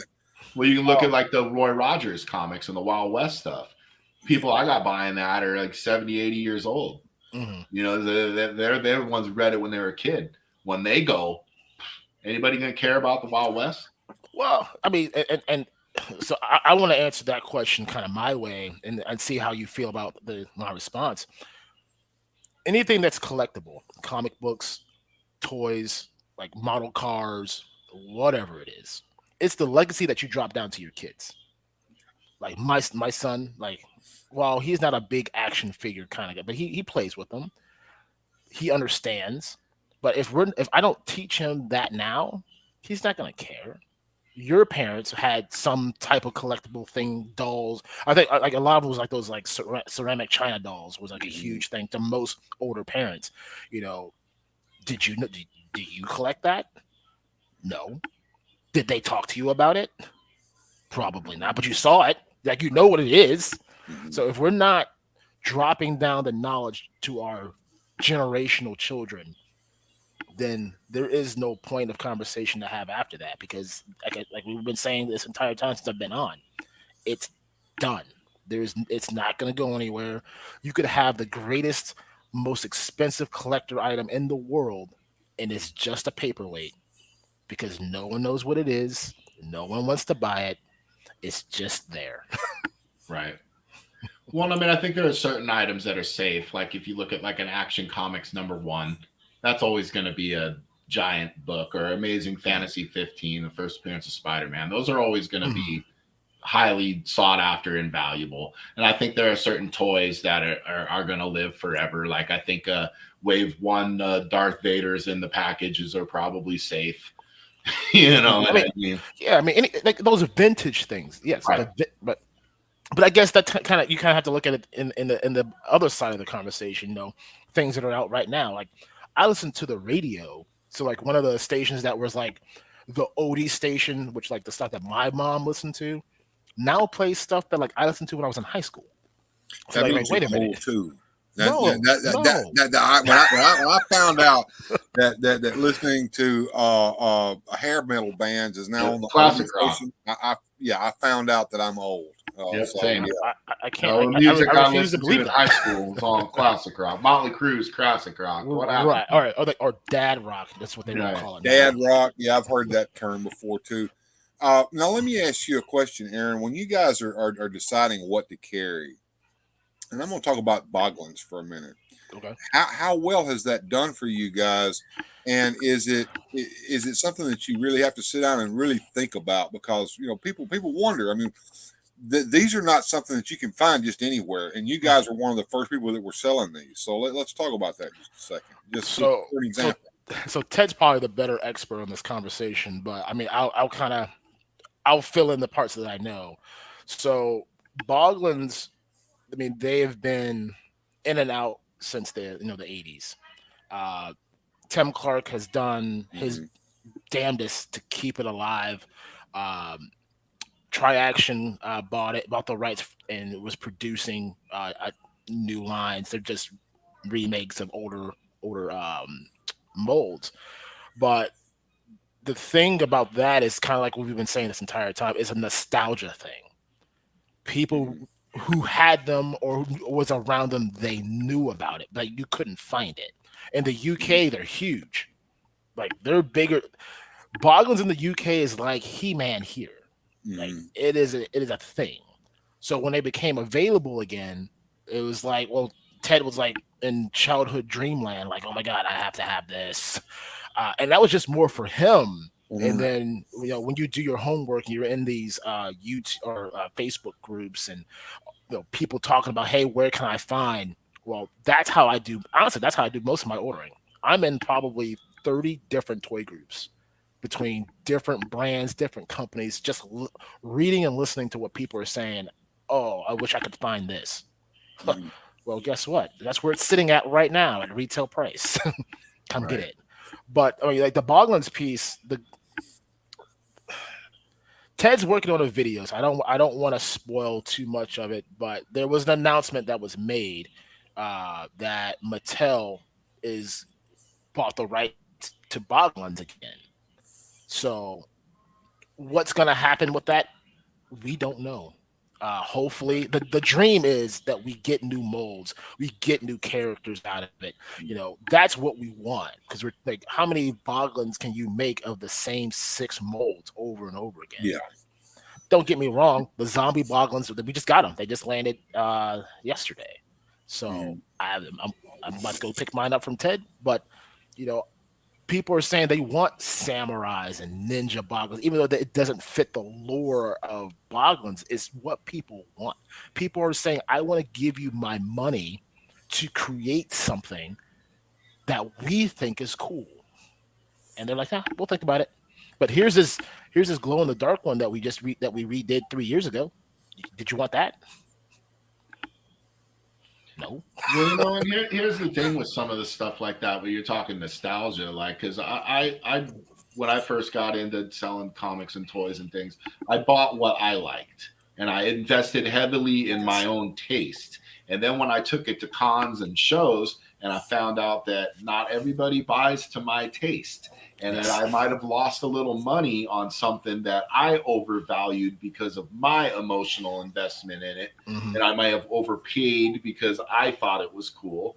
You know what I mean? And I had to learn as a business, I'm not selling to me, I'm selling to the customer.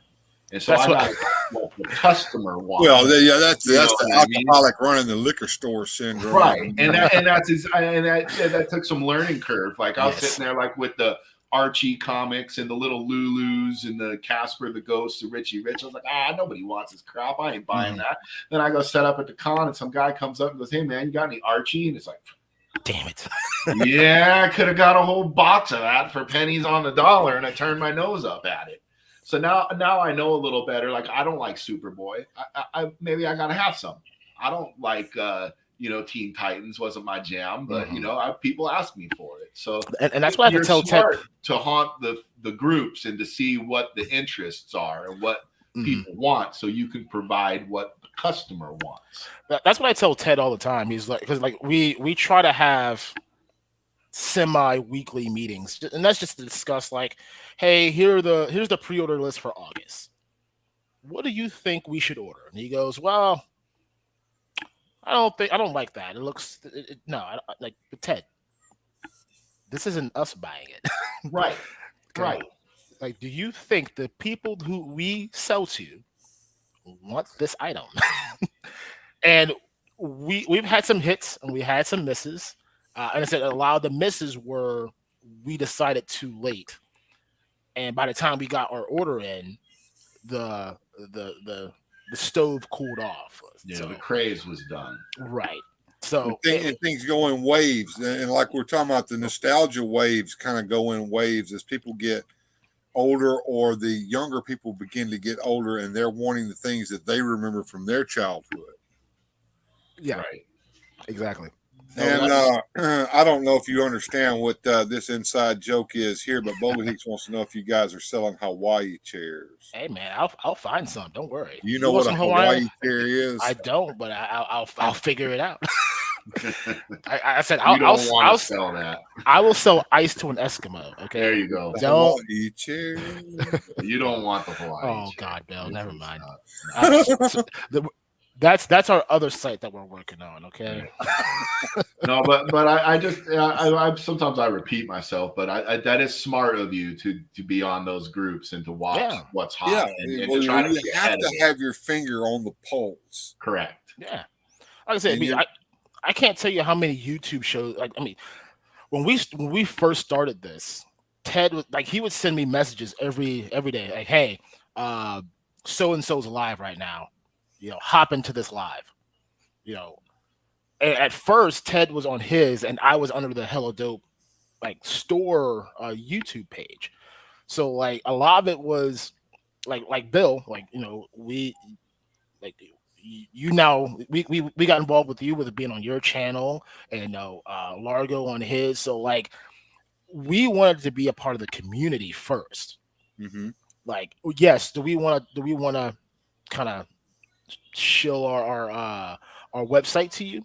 Yeah, but I don't. That's not our first goal. Our first goal is saying, hey, we're just here to enjoy your show. Talk with the chat. That was the goal first, and then as the relationship builds, now I can say, hey, do you mind if I put my link into your chat real quick?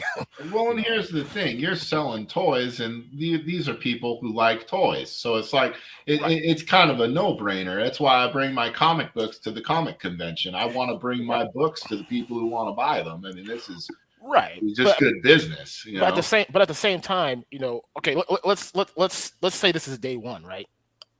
Like I found this link in a toy chat that I'm in, and I just hopped in, but you have no clue who I am. All it says on there is Black Knight, Hella Dope Toys logo. What is that? And that was exactly my experience today. Right. I didn't know who you were, and I didn't know who Hella Dope Toys was. Well, see, Aaron and Ted Darkclaw both have built a relationship with the toy community, and that's what Aaron's talking about. Right. He wanted to come in and build a relationship first, then go to this point where he's at now, because, for instance, with me, I already knew these guys. I knew who they were. I enjoyed watching their show.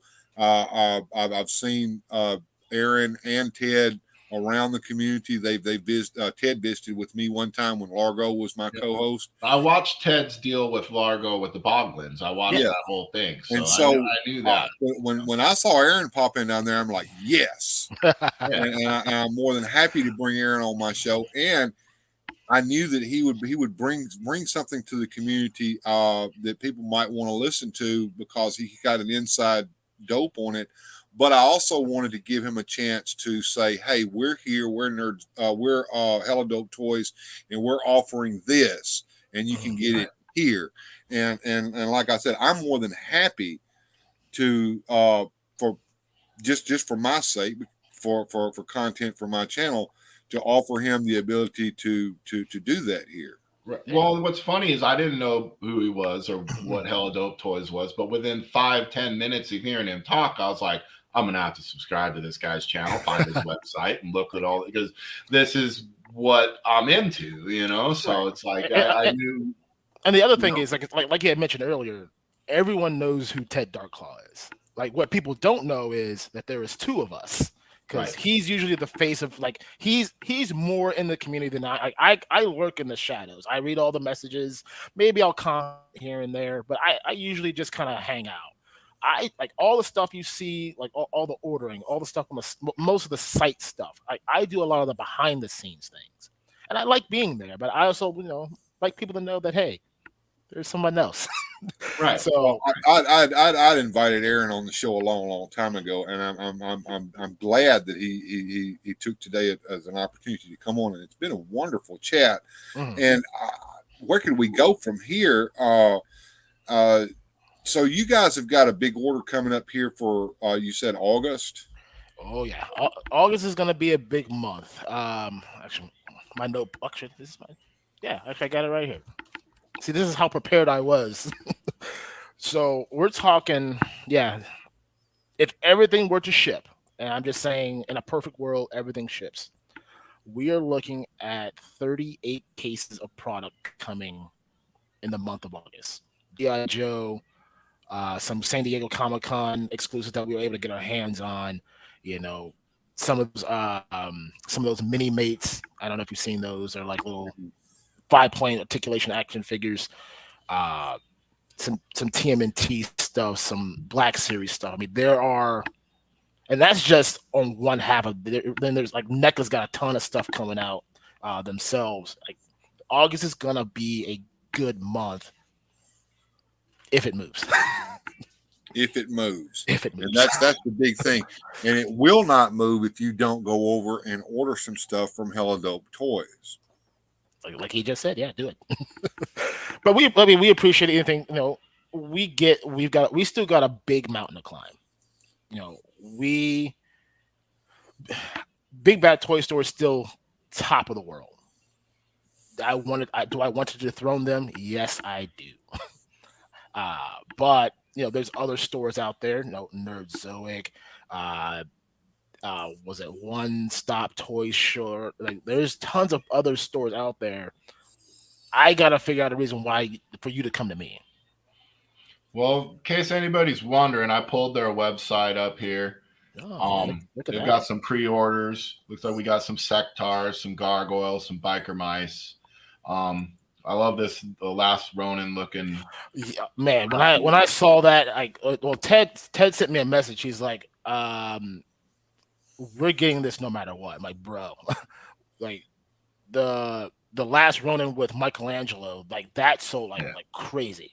So now that they've committed to doing the rest of the line, let's say Raphael and Kari are the next two. They've already put a hint feeler out on Leonardo and Donatello coming later on. So that line is just going to be great. Looks like you can get some McFarlane stuff here. That's a double piece. The problem that we have with the McFarlane is kind of like what you were saying earlier. A lot of the McFarlane stuff goes on clearance quick. Right. Now, you may have one figure in the line that is the sleeper pick, and I think that Abyss Batman is going to be the one. But we wanted to try because that particular line that's up there is not going to be in Target or Walmart or any other big box retailer. At least that's what they told us. We'll see if that's true later. Are you saying that a toy company would lie to you? Oh, no, never. They are such kind-hearted people. They would never tell a lie in their life. Mm-hmm. I really like the way your guys' website looks. Very professional. Thank you. Very, very awesome. I am definitely going to be perusing this thing and seeing what's on here that I cannot live without. Unfortunately, the one nitpick I would have is of being a Motu guy. That's a lot of what I buy, and it ain't there. Well, so I'll answer the question because I'm glad you said it. So, kind of like the McFarlane piece, I don't know much about. I'm not a DC guy, right? Except for Batman. I love Batman, sure. But go to Target right now. Leave this stream. Go to Target. Go look in their little section. You're gonna see like 50 McFarlane figures currently on clearance right now. Right. Motu, the problem that I have is I'm not that skilled into that knowledge. That's why I watch, right. Bill's stream. I watch other people's streams about, Motus. I want to learn about it. Two, I never had him as a kid. Okay. So surprisingly, I never had it as a kid. Right. I was a big Spider-Man, wrestling kind of guy. So that was big in my house. But sure. Well, the problem too with Motu, as Bill and I were talking about, is it's on its end of its run. It really is. There's not much steam left in it. I think for the Masterverse figures, they might go on a little longer than the Origins one do, right. Especially if that second season of the Kevin Smith show goes. They're going to be new toys for that. Right. But yeah, I couldn't recommend to somebody. This is another one of those things where just because I like it doesn't mean you should invest your time and money in it. You know what I mean? Because it might not be a winning business model for you. Right, but it's a follow. It's a huge following. I just don't know where to start in that following. And I say, like, if you scroll down some, sure, a little bit more. So, go. So click on that the Mafex one. Yes, sir. And this is just going to be so. These two figures, and the reason why there are only two there, and it's easier to discuss these two. Right. I play a game called Will Someone Buy This Figure? And like I said, I have a 30-day window. So I'll say, hey, I know people like Batman. I know Mafex, when they actually ship their stuff on time, actually does well. So I'll put up on the site. And if someone buys one, I'll buy the case. Because that's just easier to do. I mean, I can easily move 3 or 4 pieces out of a case if someone buys one, but I'm not going to buy a case that no one buys. Right. even though I will get a message later saying, "Hey, man, I was on your shop. I was looking for some Motu figures." Like, well, I had it up there, but you didn't want to get it. Right. Right. So- You're not going to buy it just to sit on it. Right. So do me another favor since you're on here. Go ahead and click on any one of those figures. I really like the look of this Batman. Yes, it's that was one of the reasons why I'm like, I no matter what, I'm gonna go ahead and do this one. So one of the decisions that we made when we did the site was, and the big issue is a lot of people don't like pre-orders at all. They don't like their money being tied up. They don't like the uncertainty of knowing that maybe it ships, maybe it doesn't. So you see where it says purchase options. No, I like that already. I can full payment right away, or I could 10% down. And I also like the 4 interest-free installments. Exactly. Very smart, because the first thing I thought when I saw that Batman, $100, that's kind of a high price point for me. I don't think I'm going to get that. Mhm. But now that I see that there's this option here, Right, that I could do it that way, that makes me a little more where I would be willing to consider it. well, and with that being said, it's not even expected to ship out until June of next year. So you're talking about a year from now. So I got plenty of time to save up my pennies. Right. So here's the question that me and Ted always sat down, and I ultimately won the decision here.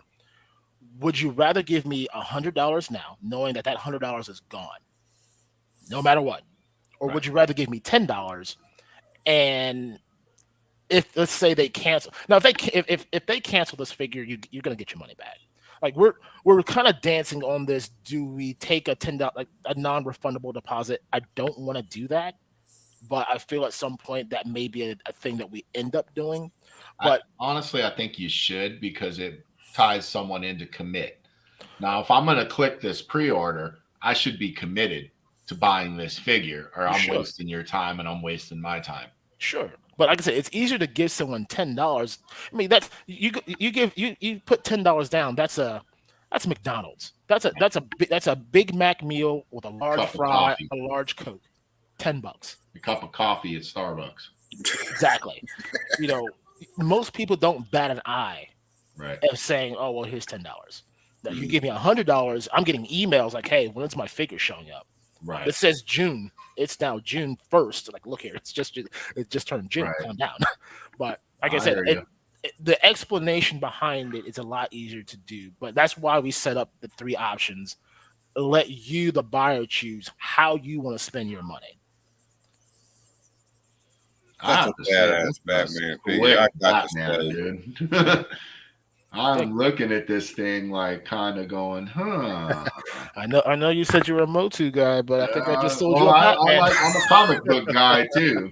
Yeah, he is our number 1 comic book guy. This freaking Batarang here with the string. I mean, jeez. And look at the heads again. If you like long-eared Batman, you got him. If you like short-eared Batman, you got him.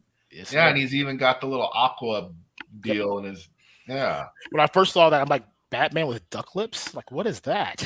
I zoomed in on it. And I'm like, oh, okay, it's the breather. Yeah. Breathe underwater, or maybe for a filter for Scarecrow gas or Joker gas. Who knows? Whatever you little imagination decide. I love this long-eared one where he's look at that cape. That cape is awesome. Mm-hmm. Yeah. I'm gonna have to peruse this website, so I'm pretty sure you guys are going to get a little bit of my money.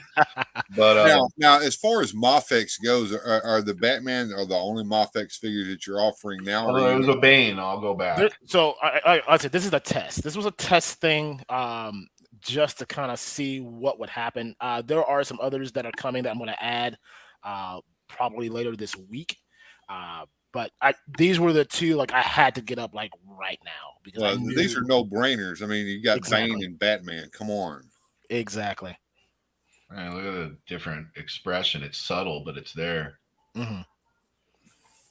Now this picture I really dig. About to pump you up. Exactly. Yeah, that's slick, man. You know, and it's funny because, like, you know, honestly, I do this every day. I have never actually sat and looked at my own website. Oh, it's funny. Yeah, but I suppose you're too close to the work. I am. I'm too close to it, actually. Like I said, I'm so into the analytics that I am. Like so, I just got everything like up on Google. So now I'm like, okay, who's looking at Google right now? Did you find my site from Google? Huh? That's exactly how I found your site. Well, I figured we were talking about it. I'm like, I might as well pull it up, share the screen, and show folks. Absolutely. We already popped up the website address. I thought I'd show anybody watching still what it looks like and how easy it is to order, or what they got, what your options are. Now, I'm gonna kind of steer things a little away from this just a minute, because I've often wanted to ask Aaron this and never had a chance, and now I have the perfect opportunity.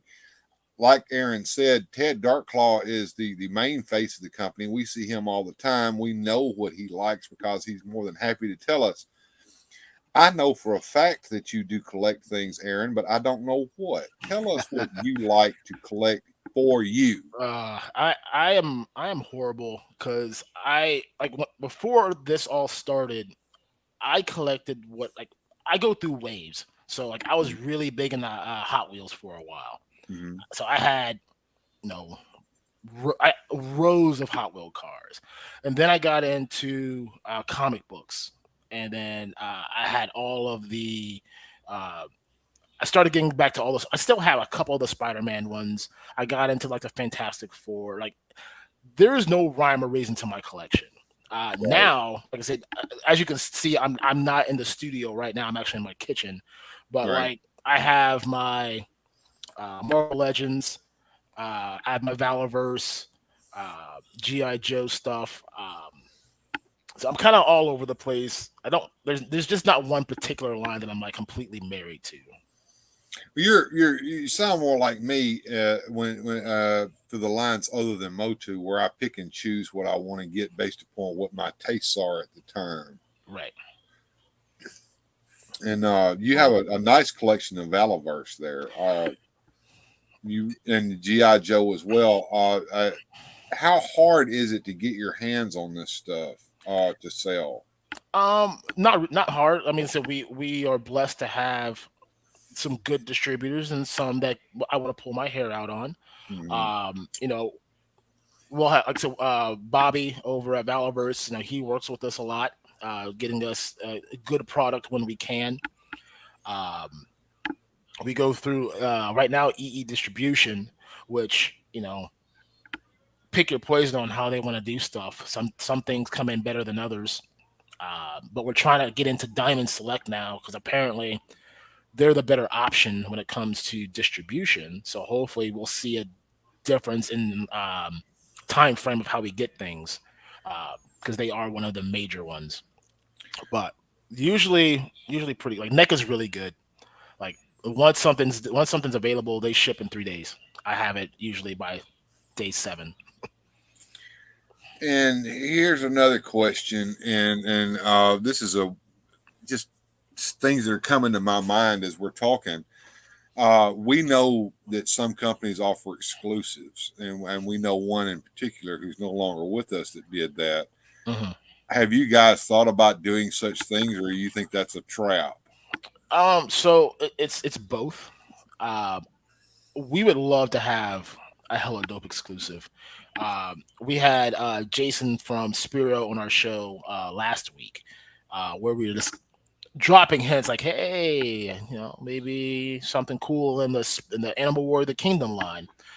The thing with exclusives are that you have to purchase almost 2,000 units of said exclusive. So like an actual figure for us right now would probably be tough. Now, like maybe like with Valaverse, maybe like a weapons pack that is in our purple and gold, or maybe with Animal Wars of the Kingdom, we can do like an armor set in like our purple and gold, like something like that, where 2,000 units is a lot, but probably a little more manageable would be nice. But if it happens, it happens. We're not gonna push it. If someone comes up and says, "Hey, we'd like to offer you something," hey, if the cards are meant to be, it's meant to be. And final question of the day, as we're going past the 2-hour mark here on the show, are you guys going to be offering swag, cups, t-shirts? Yes. We are in the works of a couple things right now. Hopefully, we'll have some of those available at PowerCon. We got a couple shirts in the make. We're working on the mugs. We know it's coming. The problem with the mugs is the company that we get them from. They had a mug shortage, and then Ted Darklaw's daughter is the one that actually paints them all. Like she does them all by hand. So yes, we could go that route, but that's not a hella dope mug. That's just a mug with a hella dope logo on it. But we've got some ideas coming. So when that happens, stay tuned. Everyone will know. Absolutely, and thank you so much for being on the show with me today, and everyone. I've been looking at the chat here. People are saying we're going to go check your site out tonight, today. And Bobby Hicks says it's a bit of a gamble with exclusive and it's only a niche property. And there is a section of this community that deplores that. They cannot stand store exclusives because it's one hurdle that they have to go over to get a complete collection for those who are completists. Right. And it makes a already tough market to negotiate or navigate. Well, tougher. I can't see purchasing the amount of the volume of a product that you would have to get just to have the exclusive. And I think that may have been one of the factors that caused certain other people to go under. It's the same thing with the variant covers in the comic book community. I've watched people at my local comic book store ask the owner, hey, they got this variant of this Spider-Man book, can I get it? And he says, I have to buy 100 copies to get that one. So I'll tell you what, you buy 100 copies and I'll give you that one for free. Nobody wanted to do that. No, of course not. I mean, you could, put them on eBay. You'll take a hit. Right. But I mean, it's like that's what he has to live with to get it. So, yeah, Well, I said one day, like I said, if it's something that seems right, like I said, it's not. We're just not going to jump at every opportunity for an exclusive something. Sure. But if it's right, we'll do it. Ooh, what's this?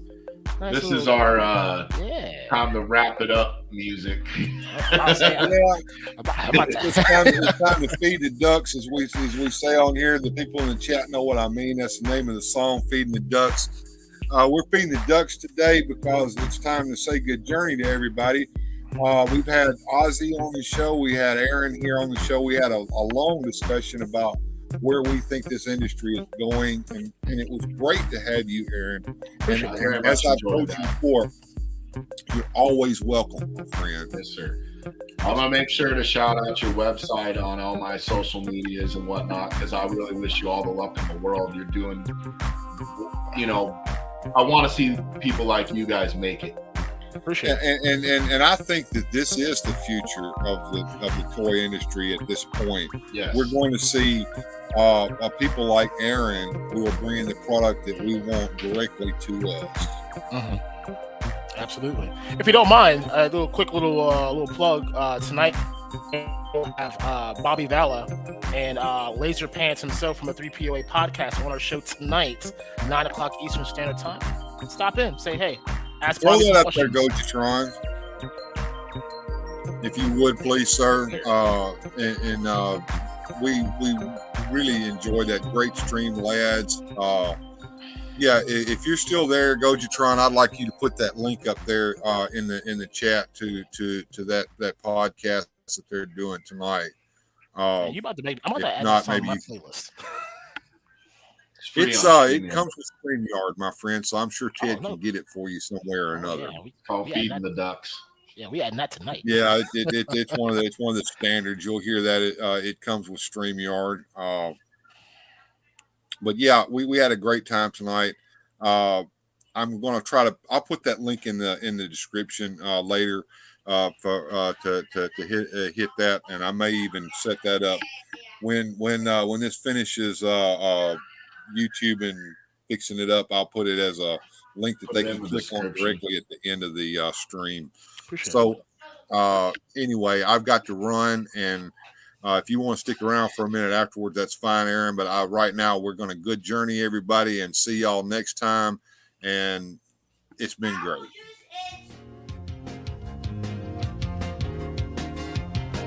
Special thanks to the channel supporters. Without your help, these adventures would not be possible. Thanks for watching. If you enjoyed today's adventure, please hit like, subscribe, and share the video.